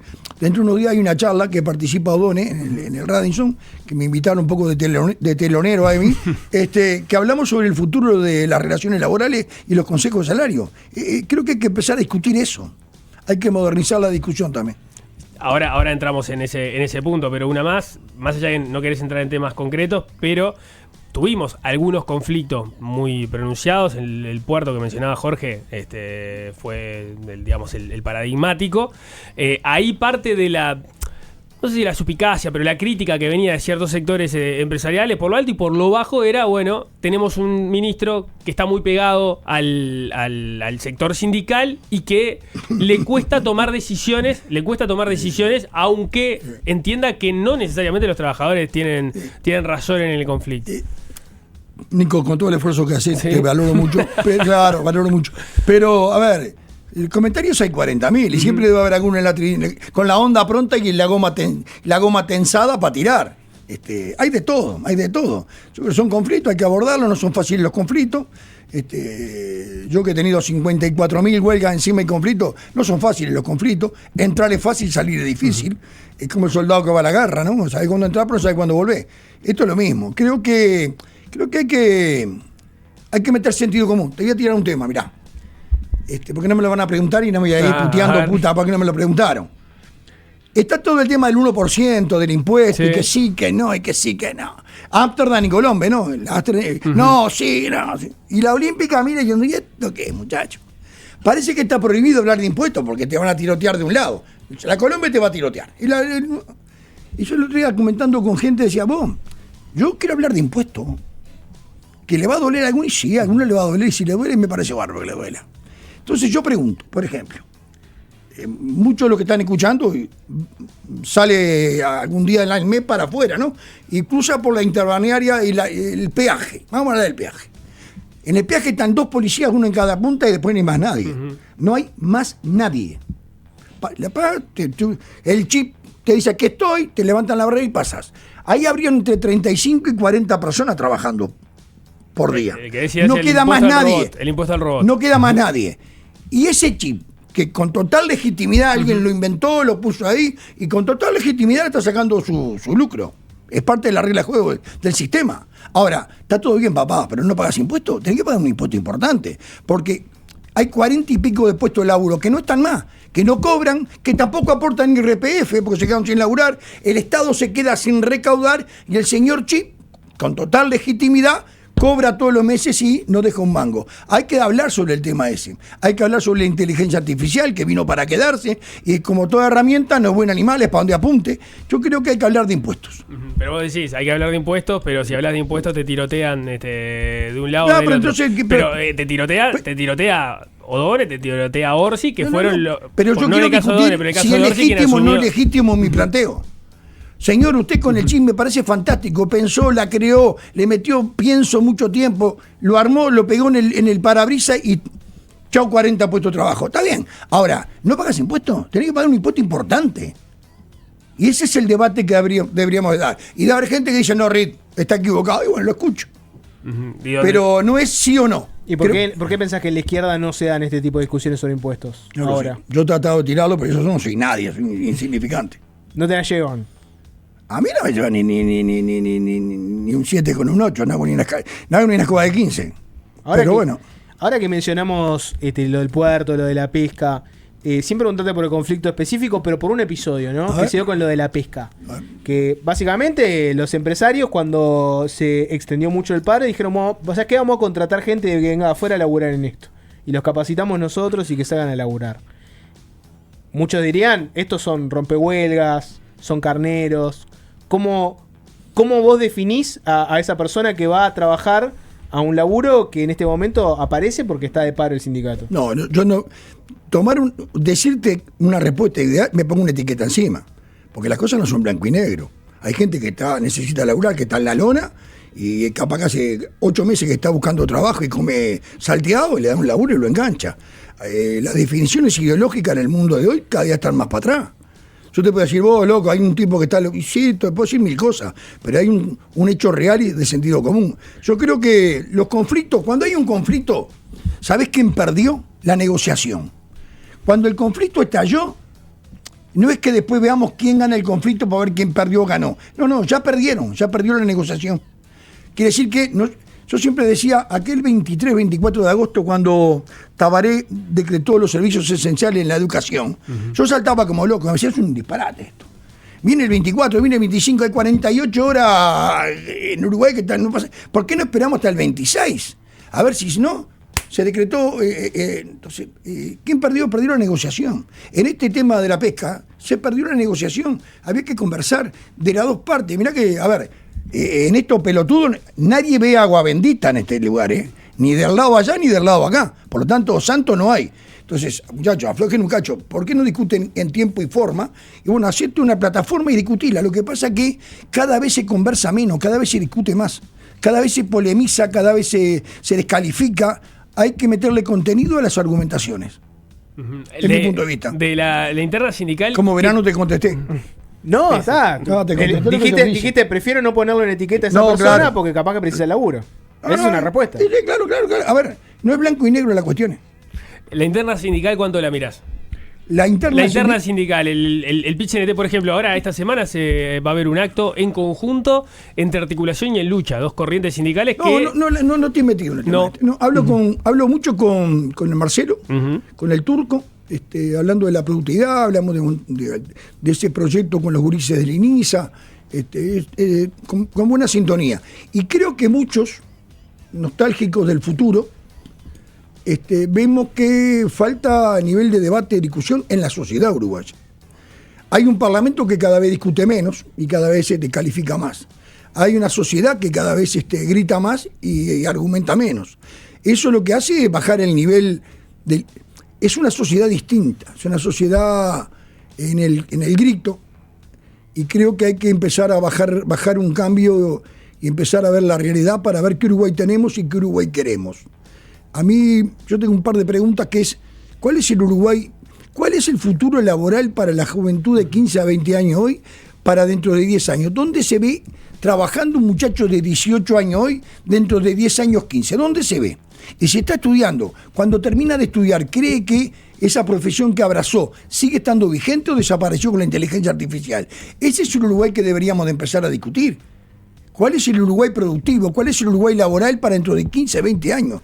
Denme una señal. ¿Por qué? Porque tengo hijos, tengo nietos, tengo amigos que tienen hijos, por lo menos para inducirlo a dónde van. Está difícil que los gurises elijan dónde estudiar. Está muy difícil, porque la educación está cada vez más complicada, ¿no? Y ahora, si faltaba algo, hace unos días, yo a ver si entendí, el 9º grado bajan toda la parte de computación, pim pum pam, y ponen música y dibujo. Fantástico. Van a hacer una botica que van a dibujar y cantar en pilas, sin laburo, ¿no? Y para vos el ámbito para discutir eso... Ganó Colón. Ganó Colón, decís, que claro, es el descubrimiento de América. Me parece que nunca descubrió nada de gallego porque estaba descubierta. Entonces, pero le van a dar 1 día, 2 días por año hablando de Colón. ¿Por qué no le habla de algo social? De cómo incluirse, de la empatía con el prójimo, que están 6, 7 horas frente a una pantalla, un botica de 8, 9 años todo el día. Yo creo que, la verdad que no estoy muy contento. Pero vos porque para mí un corte fuerte que se hizo, hablemos de experiencia personal también, ¿no? Viste que vos tenés una generación que capaz es tu generación, que la gente se proyectaba teniendo el mismo laburo hasta que se moría, ¿no? Pensaba en jubilarse. Exacto. Y hay una generación que capaz que es la que vino después de nosotros dos, después de Nico y la mía, que ya ni siquiera se plantea jubilarse. Olvídate. Que de hecho dicen, yo entro a una empresa y yo sé que más o menos en 2 años seguramente no esté laburando más ahí, porque no existe la empresa, o el laburo, o me echaron, ¿no? ¿Vos pensás que va a volver el mundo donde la gente laburaba? Ya murió ese mundo. Yo para mí he recibido más puteada, pero creo que el Uruguay de la chimenea, olvídate. El Uruguay industrial es parte de una historia. ¿Se terminó? Yo no es parte de una historia. Ahora tendríamos que pensar el Uruguay de la ciencia, de la investigación, del software. Está bien, pero quiero hacer un punto ahí, porque no es la primera vez que decís eso. El Uruguay de la chimenea no existe más. Porque no existe más, existe pero muy poco, cada vez menos. Sí, ahí está, no va a explotar. Sí. porque así está el mundo, o porque Uruguay no logró un desarrollo industrial que hoy le permite acomodarse mejor a los nuevos tiempos. No tengo nivel para responderte, pero creo que hay un compendio de cuestiones que hacen a por qué inversión sí, inversión no. El tema tributario, cualquier inversionista busca donde pague menos impuestos, ¿no? Esta empresa que se rajó cuando asumió el frente ahora, se fue para Paraguay porque pagaba 4 pesos. Entonces, a ver, los inversores están mirando donde más renta le deje su capital, y eso es parte de la regla de juego. Uruguay es un país pequeño, no tiene un mercado interno que diga, bueno, lo que no vendo para afuera lo vendo adentro, no vendes nada. Estamos con fronteras enormes, 2 países enormes, donde el contrabando muchas veces te hace trizas un producto. Yo creo que hay muchos factores. Creo que habría que explotar o pensar otros. Si algo nos demostró es que somos capaces de muchas cosas. En plena pandemia apareció el GACH con todo el tema de la investigación, las prevenciones, la ciencia. Es un tema habría que tirarle algunas monedas del presupuesto para la investigación. Nos llenábamos la boca hace unos años que éramos el principal exportador de software en América Latina, como creador. Seguimos siendo un potencial importante con un país tan chico. Tenés una zona impresionante de entrada al Atlántico Sur. Bueno, habría que hablar también de la logística, de los puertos de agua profunda. Los chinos se van a romper una lancha y tienen que cruzar el mundo para ir a repararla. Capaz que habría que pensar un poco en ese tipo de intercambio. Puerto chino en Uruguay. Puerto chino en Uruguay, ponele. No, Puerto Uruguayo un servicio para los chinos. Para los chinos. Sí, cómo no. Como hay tanta cosa, ¿no? Y en ese contexto, vos en lo que estás más ocupado, dedicando tu tiempo, es a las generaciones más chicas, de las clases más vulnerables, con distintos proyectos, como veníamos diciendo al principio, que ahí me gustaría que los pusieras arriba de la mesa, lo desplegáramos. De los centros FOEM hemos hablado un poco más, pero no está mal actualizarlos. Y después tenés una carpintería y está este otro proyecto con el INISA que está naciendo. Presentanos las propuestas. Sí, yo en el 2015 termina un conflicto enorme que teníamos con el gobierno de frente, que lo ganamos por paliza. Consejo de Salario, para mí fue el mejor Consejo de Salario en los últimos años, sin duda que en los últimos años fue el mejor. Y en ese día resolví, bueno, Richard, empecé a correrte para un costado. Ya terminaste un siglo. Estás del año 82. Estábamos en el 2015, es un periodo importante. Cerramos consejo salario en los dos grupos excelente. Estábamos cerrando un momento de crecimiento económico como no he conocido en la historia del país. Sin ninguna duda. ¿Vos estás diciendo que todos tienen 114.000 pesos de promedio de sueldo? No, porque era salvo que viviéramos en otro lado. Dale. Te la voy a jurar, está. No, te voy a encontrar en algún lado. Un dato de contexto. Es un dato de contexto. Por eso hay 25.000 pesistas. Y bueno, y entonces dije, por acá pasa. Y armamos los centros educativos. Pensando que en ese gurí, que no tiene alternativa, que, como decía Bartol, es la pelea contra la esquina. Y nos propusimos armar algo parecido. Darle una cabida en contraturno a los gurises para que mejoraran su nivel de aprendizaje y fueran al aula, porque le enseñan en la escuela primaria, no nosotros. Y así empezamos con 1, con 3, hoy tenemos 8. Ya llevamos 9 años. Han pasado más de 2.400 chiquilines, donde se les da la merienda, matemática, lenguaje, comprensión lectora, porque llegan a sexto sin saber leer. Terrible. La crisis educativa en este país es terrible y no apareció con el gobierno de la coalición republicana, viene de mucho antes, pasa que si no lo querés ver, está ahí presente. Y con el tiempo le dimos también apoyo licial durante 5 años a los grises en la tarde. Tienen su uniforme, su regla de juego, código de conducta. Es una forma de construcción de sociedad. Respeto. Y nos ha ido muy bien. Y hace unos 3 años, ahí en Paso Carrasco, armamos un taller de oficio, le llamamos pomposamente carpintería. Ningún carpintero oficial va a salir adentro. Si le van a hacer un banco, te van a hacer un banco de una pata. Pero ahí van a salir, tratamos de que salgan gente que aporte a la sociedad, que tenga código de conducta, cultura de trabajo. No llegan tarde, llegan en hora. ¿Quiénes son los chiquilines también ahí? Son de la zona, de contexto bien crítico la mayoría de ellos, de contexto bien crítico. Vos decís que a veces es más socializarlos y darles hábitos de trabajo, códigos, y no tanto que sea el aprendizaje formal. Vos decís que a veces... El aprendizaje formal es importante, pero lo otro también. Si querés formar una sociedad de inclusión, una sociedad de respeto, tenés que tener buena gente. Tenés que buscar que sean buena gente. Yo conozco muchos tipos que saben muchísimo y tienen como 40 títulos, son terribles hijos de puta. Y entonces, por lo tanto, no es el tema educativo que te mejora o no el carácter o la forma de inclusión. Queremos que haya gente, buena gente. Poneme un ejemplo humano ahí, ¿no? Los chiquilines que capaz que arrancaron con este proyecto. Que el nombre de alguno. No, ¿en qué quedaron? ¿En qué andan? Los gurises que estaban... Dame ejemplos, lo que hicieron todo este tema de la FOEB, ¿no? Te puedo dar algunos. A ver. Hay 2, unos mellizos, que eran de allá, era de 141, de Casaballe, que ahora están laburando en un supermercado y están laburando bárbaros los dos. Después hay otro que salió de sexto, era brillante en matemática, que era del asentamiento Antares, y después conseguimos una beca en un liceo, nos la dieron, y creo que está en la facultad. De 2.000 y pico te puedo contar algunos, no conozco a todos. Pero van cada tanto a saludar, es muy emocionante. Hay 1000 anécdotas, no hay una pelea, no hay un lío, y también lidiamos con todo el tema del contexto familiar, ¿no? Entonces, por lo tanto, es un aporte que demuestra que Rama tenía razón en la escuela de tiempo completo. Y el tema es dónde colocarla. Si las colocás en Posito, papirri. Anda a ponerla en los contextos críticos, en los barrios que más se necesitan. Porque hay que pelear contra la esquina, hay que pelear contra la fácil, contra el caño. Contra eso hay que pelear. Y nosotros nos va bien, estamos conformes, estamos orgullosos. El laburo con las familias, ¿cómo es? En el entendido de que es parte del desafío, ¿no? Que sea la familia la que porque estamos, en el caso de la carpintería son un poco más grandes, pero en el caso de los centros FOEB son chiquilines. Sí, son cuarto, quinto y sexto, tercero, algunos también. Y ahí no es fácil, no es nada fácil. Yo estoy lejos de poder dar cátedra, ¿no? Te puedes imaginar, tengo primaria solamente. Pero el equipo técnico que tenemos nosotros ahí, que es altamente valorado, se da maña, la atiende, porque muchas veces el chiquilín llega a la casa y no tiene quien le apoye con los deberes. Porque no hay nadie, o porque quien está no sabe leer.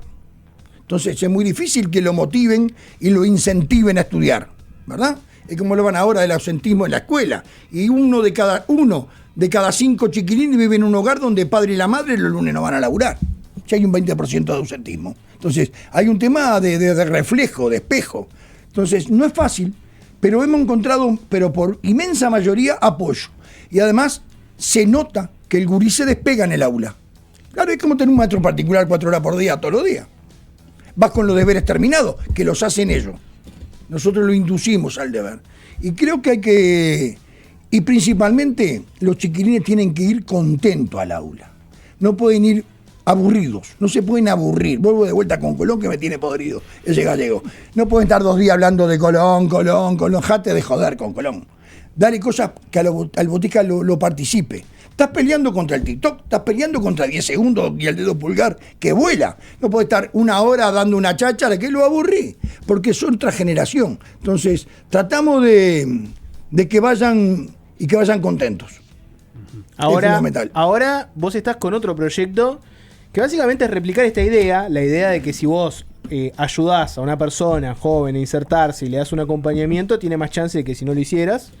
Pero lo querés aplicar al INISA. Contó un poquitito ese proyecto. Sí, a ver, ya hay gente que lo está haciendo. Nosotros lo hicimos allá hoy con otro compañero tratamos de hacer una ayuda a memoria de cuándo era, hace como 15 años.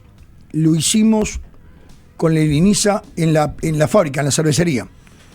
Venían de la colonia Berro, lo traían en camioneta de mañana, trabajaban con nosotros 8 horas en la fábrica, el sindicato le ponía tutor dentro de la fábrica y laburaban. Tenían un peculio, el sueldo, se lo depositaban para que hicieran cultura del trabajo. La inmensa mayoría, hay gente que está trabajando en la bebida en España, gurises que estaban privados de libertad. La inmensa están insertados en el mundo del trabajo. Pero el caso más gráfico que yo reivindico es la gremial de las casas de gomerías, que desde hace años están trabajando en esto. Su presidenta Lourdes es una cra. Y bueno, los gurises entran a trabajar luego al ramo. Y les va muy bien, y le ha ido muy bien. Hay mucha gente trabajando de esto. Demuestra que todos no. Hay gurises que no tienen retorno. Pero hay otros que sí. Al que quiere retornar hay que tirarle un cabito. La idea ahora, ¿cuál es? Que es una idea mía, una media descabellada, media loca. Es darle una posibilidad a los gurises, y yo creo que tienen que ser seleccionados por el INISA, obviamente. Hablo un número entre 60 y 80, un número importante. Dar la posibilidad en un lugar de, generarles un espacio habitacional y de recreo, que vivan allí, donde tengan la posibilidad de estudiar, terminar primaria, aquellos que no lo terminaron, con un cacho de terreno de campito para que haya una auto agraria. Es un poco lo que ha hecho Bordaberry con un equipo de gente en Carlos Reile. Darle posibilidades de que, tengan una convivencia con el deporte, bien alimentados, que cultiven, que trabajen, que aprendan algunos oficios. Y ya cuando empecé a conversar en algunos lugares me dijeron, ¿qué precisas? Yo no preciso nada, una mano. Bueno, yo te aseguro 5 puestos de trabajo, y yo 3, y yo no sé cuánto. Ando como en 60. Y uno me dice un día, yo te mando 2 oficiales de carnicería para que le enseñen a trabajar la carne. Y si alguno engancha, cuando salgan, lo traigo a las carnicerías. Me pareció bárbaro. Otro, y así varios. Entonces generás una expectativa. Y debe haber gurises y contexto familiar que dice, mi hijo está perdido, está en cana, cuando salga va de vuelta para la esquina, 2 chechas, una salidita, un polvito y caña, pum. Y de vuelta el viernes está en cana de vuelta. Entonces, dando una posibilidad generás una expectativa distinta. Es como la estrellita de mar, rescatás 1, 5, 10, 20, es fantástico. Y en eso estamos. Se lo charlé con Jaime Saavedra, que el flaco es un crack, y tiene un equipo allí importante. Ahora se integró Daniel Radio, que Daniel tiene un largo trayecto de todo el tema, trabajó con drogas, laburamos juntos en la comisión de alcohol que había, de alcoholes que había creado Tabaré a nivel de la presidencia, lo conozco, y bueno, y ¿qué les parece? Los entusiasmo y dije, vamos a darle para adelante. Charlando con Yamandú, se lo planteé y me nada, canal, y andamos en esto. ¿Cómo la ve? Me parece fantástico, denle para adelante. Hablé con Gabriel, con O'Donnell, que aparte es Gabriel como amigo, ¿no? Porque somos amigos. Mirá, Gabriel, me parece fantástico. Entonces, déjame ver qué apoyo hay de sectores privados. Y empecé a hablar y empecé a reunir voluntades. Entonces dije, bueno, pero tiene que ser, obviamente, la gestión es del INISA, es del Estado, pero tiene que haber un rector privado, tiene que haber una foto de la sociedad lo más amplia posible, que diga, bueno, yo quiero ver cómo va esto. Quiero ver si se ordena, quiero ver si se cumplen los objetivos, si los detalles, como una auditoría. Y empecé a hablar con gente, con uno, con otro, pum, pum, pum, y bueno, y se ha logrado hasta ahora un montón de voluntades. Y la idea es esa, un gran, no sé llamarle directorio, consejo, no sé cómo llamarle, que será un poco el rector de que las cosas funcionen y funcionen bien. Con una auditoría. Tiene que tener auditoría desde el primer día. Si alguien va y pone, toma 500 mangos, perfecto, pero esta guita tiene que entrar por la auditoría. Eso ya lo has aplicado para los centros fuera. Sí, lo tenemos auditado primero con CPA y ahora con un estudio. Si tuviéramos que definirlo, podemos decir que sería algo así como una casa de medio camino para los jóvenes que salen del INISA. De salida. Casa de medio camino de salida. Casa de salida y sería con participación público-privada y auditoría externa. Algo así sería. Así sería. Y algo así como que la inseguridad se combate con educación y empleo.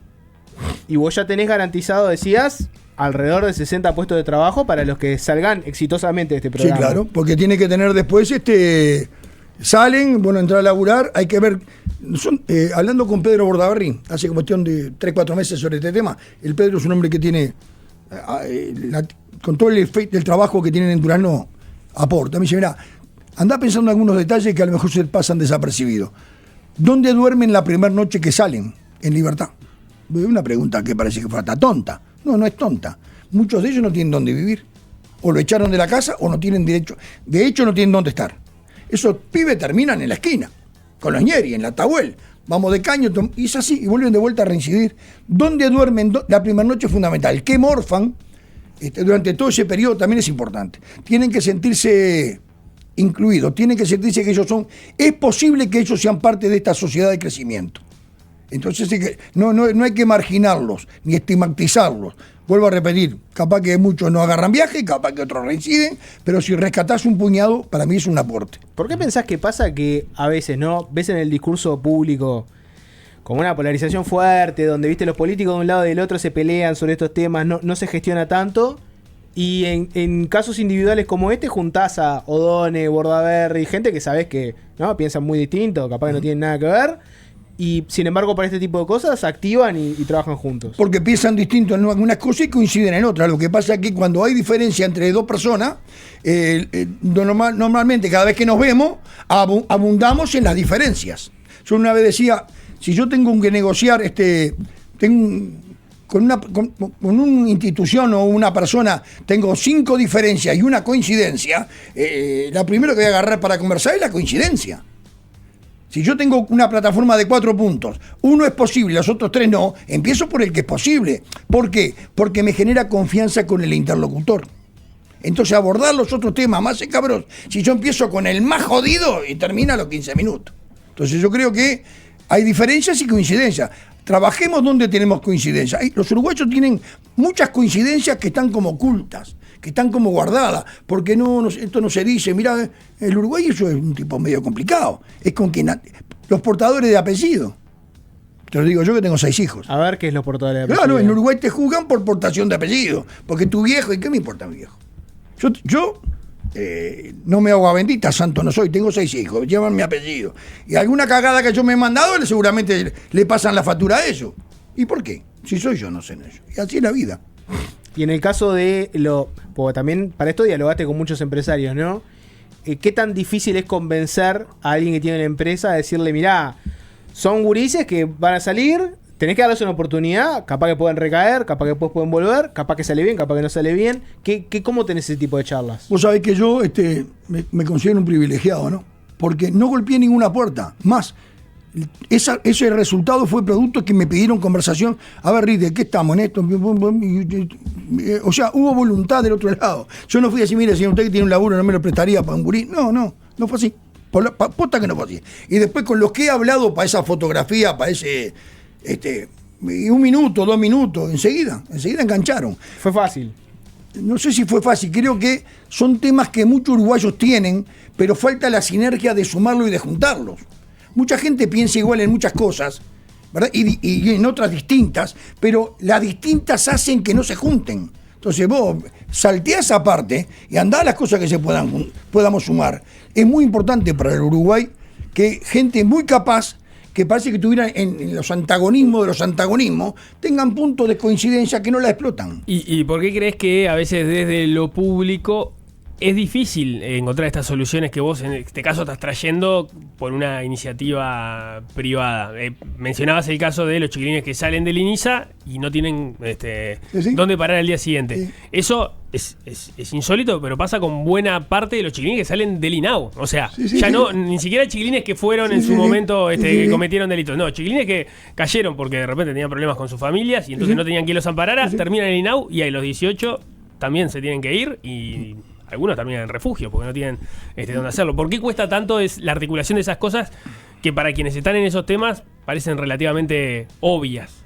No, yo no tengo nivel para darte respuesta. Soy un loco de fábrica y de barrio. Para hacer una O tengo que agarrar un vaso, no tengo mucho nivel. Yo qué sé. Yo creo que hay que ponerle voluntad a las cosas. Hay que ponerle voluntad a las cosas. Si arrancás ya con la decepción, tengo que subir ese repecho, estoy en sandalia y con la pata enjabonada, y bueno, ya no. Movete, capaz que podés hacerlo, intentalo. Porque si rescatás 1, 2 o 5, no es solamente un aporte importante para el individuo, sino para la sociedad. Porque aparte demostrás que es posible. Entonces yo creo que son las utopías, hay que tratar de plasmarlas. ¿Cuántos chiquilines más o menos están involucrados si sumamos todos los proyectos? El del INISA todavía no salió. En la Federación de la Vida, porque la Federación también, la Federación seguramente en marzo, abril, haga su proyecto propio con 22 chiquilines. El mismo esquema, pero digamos. Lo hacemos ahí en el local del sindicato. También con charlas, con inducción hacia el mundo del trabajo. Vienen, están con nosotros, los llevan y los traen. ¿Cuántos tenemos involucrados nosotros hoy? Y habrán pasado unos 2.800 por la Federación, que es un sindicato de fábrica, ¿no? Que produce bebida. No estamos. Parece que ojalá otros lo hubieran hecho mejor que nosotros, le hubieran mejorado la propuesta, que seguramente la inmensa mayoría de los sindicatos tienen capacidad de sobra intelectualmente para hacer una propuesta mejor que la nuestra, y hubiéramos rescatado 3.000 por 10, 30.000. 40.000 chiquilines, que es un aporte. ¿Pensás que al sindicalismo uruguayo le falta este tipo de iniciativas y comunicarlas también? Te pregunto porque uno mira por lo general, ¿no? Esos rankings que se hacen, de confianza de organizaciones, y casi siempre el sindicalismo está bien abajo, ¿no? En la lona. ¿Por qué será eso? ¿Por qué es eso? Hace como 30 años, 40 años que viene mal. No hay encuesta que la ponga allá arriba. Los top 3 no está.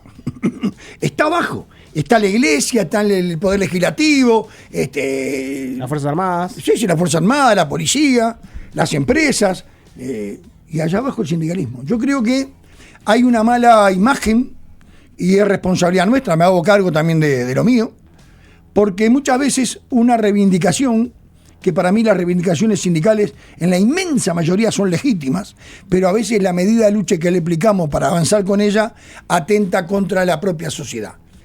Cuando vos haces una media lucha o desarrollás un conflicto y no te incluís en la sociedad, no lográs. El primer logro es que la sociedad te interprete, te comprenda y te apañe. Si vos lográs eso, ya estás ganando el conflicto. Así los resultados no sean 100% excelentes. Ahora, si vos ganás un conflicto 100% en lo que es la plataforma, pero la sociedad te rechaza. Yo el otro día contaba la famosa huelga de Adeón a comienzo del siglo. Uh-huh. Legítima, recontra. Yo le hubiera hecho la misma huelga a la intendencia. Porque hicieron un convenio, no lo respetaban, tomá, llévatela. ¿Qué pasó? Se fueron de mambo. ¿Dónde atacaron? Y al vecino. No levantaban la basura. Entonces el vecino veía todos los días cómo se acumulaban los tarros, bla, bla, bla. La rata, esto, el otro, el olor a podrido, las enfermedades, los mosquitos, las moscas. ¿Y qué el vecino que hacía? Te empezó a putear. Entonces, levantá la basura, juntá toda la basura, andá a la intendencia, tirala para adentro, le llenás toda la intendencia de basura, tapá el David con basura, hasta arriba el mirador de basura, pero al vecino levantásela. no se la levantó. Entonces, ¿dónde fue la derrota? Con los vecinos. Al mes de terminar la huelga, con la campanita a fin de año, vecino, plin, plin, plin, ni 40 mangos se llevaron. Porque la gente los rechazó. Hay medidas de lucha que atentan contra eso, porque no acumulan en la sociedad. Y hay otros sindicatos que lo han hecho. Ya que metiste el tema de Montevideo y antes de cerrar, en su momento fuiste muy crítico con lo que habían sido las gestiones del Frente Amplio en Montevideo. ¿Cómo venís viendo a Vergara? Con un esfuerzo enorme. Se encontró con el agujero del bolsillo roto y cuando metió la mano encontró pelusa. Y está haciendo malabares. No solamente eso, yo creo que hay que revisar muchas cosas del presupuesto, ¿no? Muchas cosas. Una vez se entera, muchas cosas. A veces son cosas que uno ignorante dice, me suena mal, pero capaz que después investigando tiene la explicación, pero hay que explicar muchas cosas. Sin duda que Montevideo está complicado, porque también es otro montevideano, otra sociedad. Tenés casi 5.000 personas en situación de calle. Eso no existía antes. Y cuando allá por el 96, 97, 98 salió el frío polar, salió de mi casa, así que estoy hablando, tengo propiedad, se instaló en el cilindro municipal, ahí se alojaba a la gente, el 90% era gente pobre que estaba en situación de calle. Hoy el 90% es la adicción. Entonces es otra tribu. Por lo tanto, que después sale de mañana a requechear. ¿Dónde requechea? En los contenedores. Yo tengo un amigo, el Pato, que tiene uno enfrente y cuenta 27, 28, 30 personas que van a requechar por día. Es otra sociedad, ¿verdad? La mugre es producto de muchas cosas. Pero bueno, creo que Mario la está peleando. Ojalá le vaya muy bien. Cose como intendenta, ¿qué te pareció? ¿Quién? Cose como intendenta. Me pareció mala.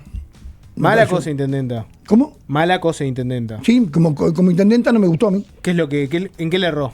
No sé en qué le erró, no me gustó. No me gustó la gestión. ¿No te gustaron los resultados? Sí, yo hablo de resultados, después otra cosa no conozco, no soy un atrevido. Bien. Como aquel Colorado que el azúcar se le habían comido a las hormigas. Sí. Bueno, Elizalde. ¿No? Elizalde. Ahora acá no había azúcar. Pero no me gustó la gestión, no me gustó la gestión. Bien. Vos te fuiste igual un ejemplo de alguien que dejó una intendencia con un déficit, ¿no? Y no pudo explicarlo. Esa es la comparativa con Cose, que dejó un agujero, Cose. Sí, para mí también. Estoy de acuerdo con eso. Sí, no me gustó la gestión. Bien. Y después salía a cuestionar de que estaba sucio. Y me pegaron más palo que tambor en la llamada. Entonces no se puede decir nada. Estaba muriendo en serio, Montevideo.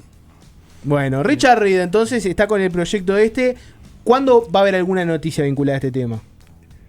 Yo creo que estás en la fase de armado, ¿no? Mi objetivo, mi cabeza de chorlito, de barrio y de vestuario, entre el 15 y el 25 de noviembre tendría que tener estado público para que luego comience el año con el trabajo en territorio. Si alguien que escuchó ahora esta nota dice, me gustaría aportar algo, ¿qué puede hacer? ¿Te contacta? ¿Qué hace?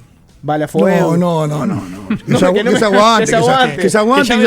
Tengo laburo en pila, que se aguante. Que llamen a Saavedra. Claro, llamen a Saavedra. Que se aguante. Que se aguante. Bienvenido a Lo importante es que le pongan más que material, más que guita, buena onda.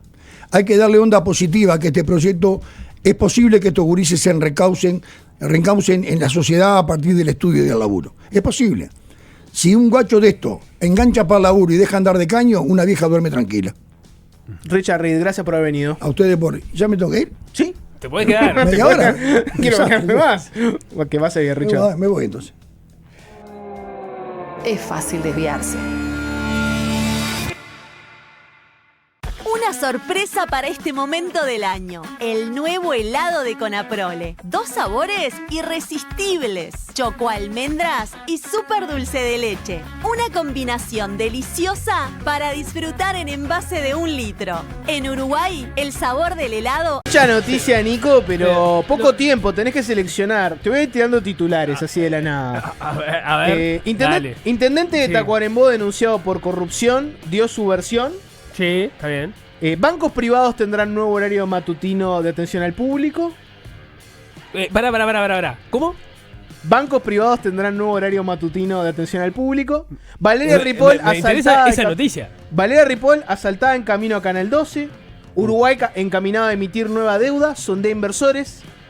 Si no atrapan a los ladrones, esta es otra nota. Si no atrapan a los ladrones en las próximas 24 o 48 horas, las joyas probablemente desaparecerán.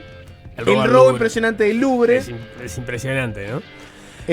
¿Alguna de esas que te interese, que pica tu interés? Me interesa el horario del banco, perdón. No es un tema muy sexy, pero siempre me pregunté por qué los bancos... Al Tanito le interesa también. Bien. Claro, ¿por qué te atienden a partir de la 1? Entiendo que debe tener que ver con alguna dinámica que yo no comprendo y que nunca me ocupé de averiguar. Bien el olfato periodístico de Nico. A la gente no le interesa el intendente acusado de corrupción. No le interesa la rapiña a una ex candidata a vice. No le interesa el robo de Lourdes. La gente quiere saber... Es muy poco práctico que solo abran al público de 1 a 5. Es muy poco práctico. Es más, sospecho que la noticia que me acabo de enterar, porque vos la estás leyendo, sospecho que ni siquiera están así como la estoy entendiendo en base al título. Te lo leo, esta es una nota del diario El Observador. Los bancos, y ahí está la lista, ¿no? BBVA, Heritage, HSBC, Itaú, Santander, Citibank y Scotiabank, tendrán un nuevo horario de atención al público en sus sucursales. A partir del 15 de diciembre, el nuevo régimen será... Desde las 10 de la mañana... sería casi que un regalo de cumpleaños, ¿te das cuenta? Bueno. Desde las 10 de la mañana hasta las 2 de la tarde, en vez de 13 a 17. ¿Cómo? ¿De qué hora era? De 10 de la mañana de 10 a 2. A 14 horas. O sea, 4 horas. De 10 a 14. En vez de 13 a 17. Es el mismo horario, pero... Claro, es un cambio de horario. Un movimiento... La Asociación de Bancos Privados, ABPU se llama, la ABPU informó que este cambio, además de alinear a la banca uruguaya a las prácticas internacionales, busca modernizar y adaptar el servicio a las necesidades actuales de los clientes y contemplar un reclamo histórico de los trabajadores. Es un reclamo de los trabajadores, no un reclamo de los usuarios. Los usuarios son un factor secundario en esta ecuación. Bueno, los usuarios que son trabajadores, Nico. Los usuarios que pues tienen todo el día libre no piden cambio de horario. No, pensé que los trabajadores del banco te estabas refiriendo. Los demás canales de atención, banca digital, telefónica y cajeros automáticos permanecerán operativos en sus horarios habituales. Si me das a elegir entre el de 1 a 5 y el de 10 a 2... Prefiero el de 10 a 2. Yo prefiero el de 10 a 2. Porque ahí podés enganchar tenés un poco de la mañana y un poco de la tarde. Tiene cierto margen, ¿no? Sí, breve, ¿no? Ninguno es el que todos quisiéramos, que es a partir de las 5 de la tarde, ¿no? Uno que te dure hasta las 8 de la noche. Claro, salí del trabajo y vas al banco. No, eso no es imposible. Claro, tendría que ser a contraturno, exactamente, ¿no? Tendría que ser a contraturno, 2 horas de 8 a 10, ¿no? Sí. Y de 5 a 7. Y arrancar a las 10 de la mañana también es cierto que no es lo mejor del mundo, ¿no? Arrancar a las 8, cosa que la gente pueda ir de 8 a 9, por ejemplo, antes de entrar al laburo, pasás. Sí, estoy seguro que se va a llenar de mensajes de gente que nos explica por qué el horario tiene que ser ese tan inconveniente para el usuario. Pero es verdad que es una tracadera. Lo que te dicen los que trabajan en los bancos es que necesitan el resto del horario para operaciones que no tienen que ver con atender al público. Que en realidad están haciendo cosas en el banco que no tienen que ver con atender a personas. Entonces no es que laburen 4 horas, es que en realidad laburan mucho, pero están haciendo otras tareas.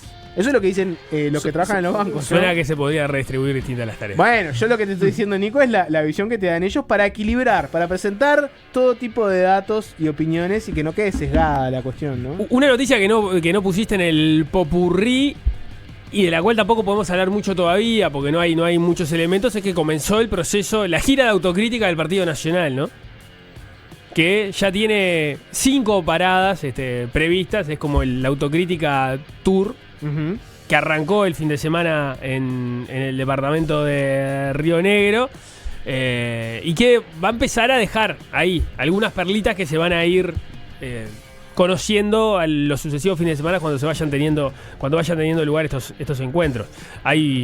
Esto no lo hemos comentado, hay un estudio de opinión pública contratado desde el Partido Nacional a Opción Consultores, que ya fue presentado por Rafael Porsekansky en Río Negro este fin de semana y va a seguir siendo presentado en estas siguientes etapas, donde los blancos se dividieron el territorio en 5 paradas, digamos, que concentran distintos departamentos. Y bueno, tuvo este fin de semana la primera en Río Negro, un departamento que además había tenido la derrota blanca en las departamentales, o sea, era un departamento que estaba políticamente especialmente golpeado, y que, bueno, de las frases que aparecieron en la autocrítica, Álvaro Delgado todavía no lo ha hecho. Él dice que va a escuchar y va a esperar al final del proceso para dar su visión sobre el proceso. Es una de Sebastián da Silva, que básicamente entiende que al Frente Amplio hay que ganarle y correrlo por derecha. Esa fue la frase que surgió del ida y vuelta de este fin de semana. Sí, no es lo que te marca las encuestas, ¿no? Por lo general, las encuestas lo que te marcan es que los que están más escorados hacia las posturas más extremas, o sea, los que están más a la derecha y más a la izquierda, son menos en los partidos políticos que los demás, y que el electorado volátil es justamente el que está en el medio, ¿no? O sea, ganar por derecha. Además, tampoco tengo un recuerdo ahora, eso te lo digo del número, ¿no? Y del olfato político, no recuerdo a alguien que haya ganado por derecha, ¿no? O sea, la calle Pou no ganó por derecha. La calle Pou no ganó por derecha. Ganó con Beatriz Argimón de vice, ganó diciendo que no iba a tocar ningún tipo de derecho social, ganó haciendo una campaña muy conciliadora, pero con críticas duras a la ineficiencia, ponerle del Frente Amplio, en algunos casos muy sonados, que los conocemos todos.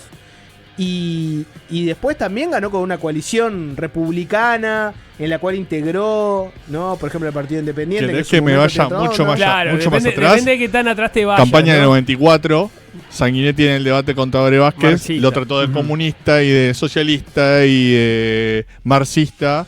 Y eso, en teoría, Sanguinetti lo hizo para ganarle votos a la derecha del pachequismo, porque no solo necesitaba sumar votos en general, sino necesitaba sumar votos en su interna. Claro, pero lo que me refiero es que desde que hay balotage, o sea, la idea de ganar por derecha no es lo que viene surtiendo efecto, ¿no?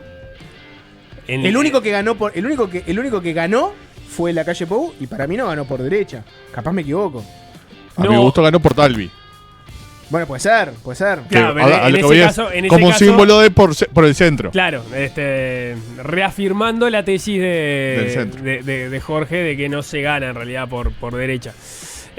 También podrías decir, ganó por Talvi, también ganó por Cabildo Abierto, ¿no? Y entonces ahí sí, de alguna forma terminó ganando por derecha. Lo que pasa, también tenés que decir, hay unos vasos comunicantes ahí que ahora están muy de manifiesto en cómo se dio la votación del presupuesto, que en aquella elección no eran tan obvios, después empezaron a analizarse, pero bueno, tenías un estaban ahí, en los votantes estaba ahí la comunicación. Porque pasaron de un lado a otro sin saltándose todo lo del medio en ese supuesto espectro político teórico. Sí.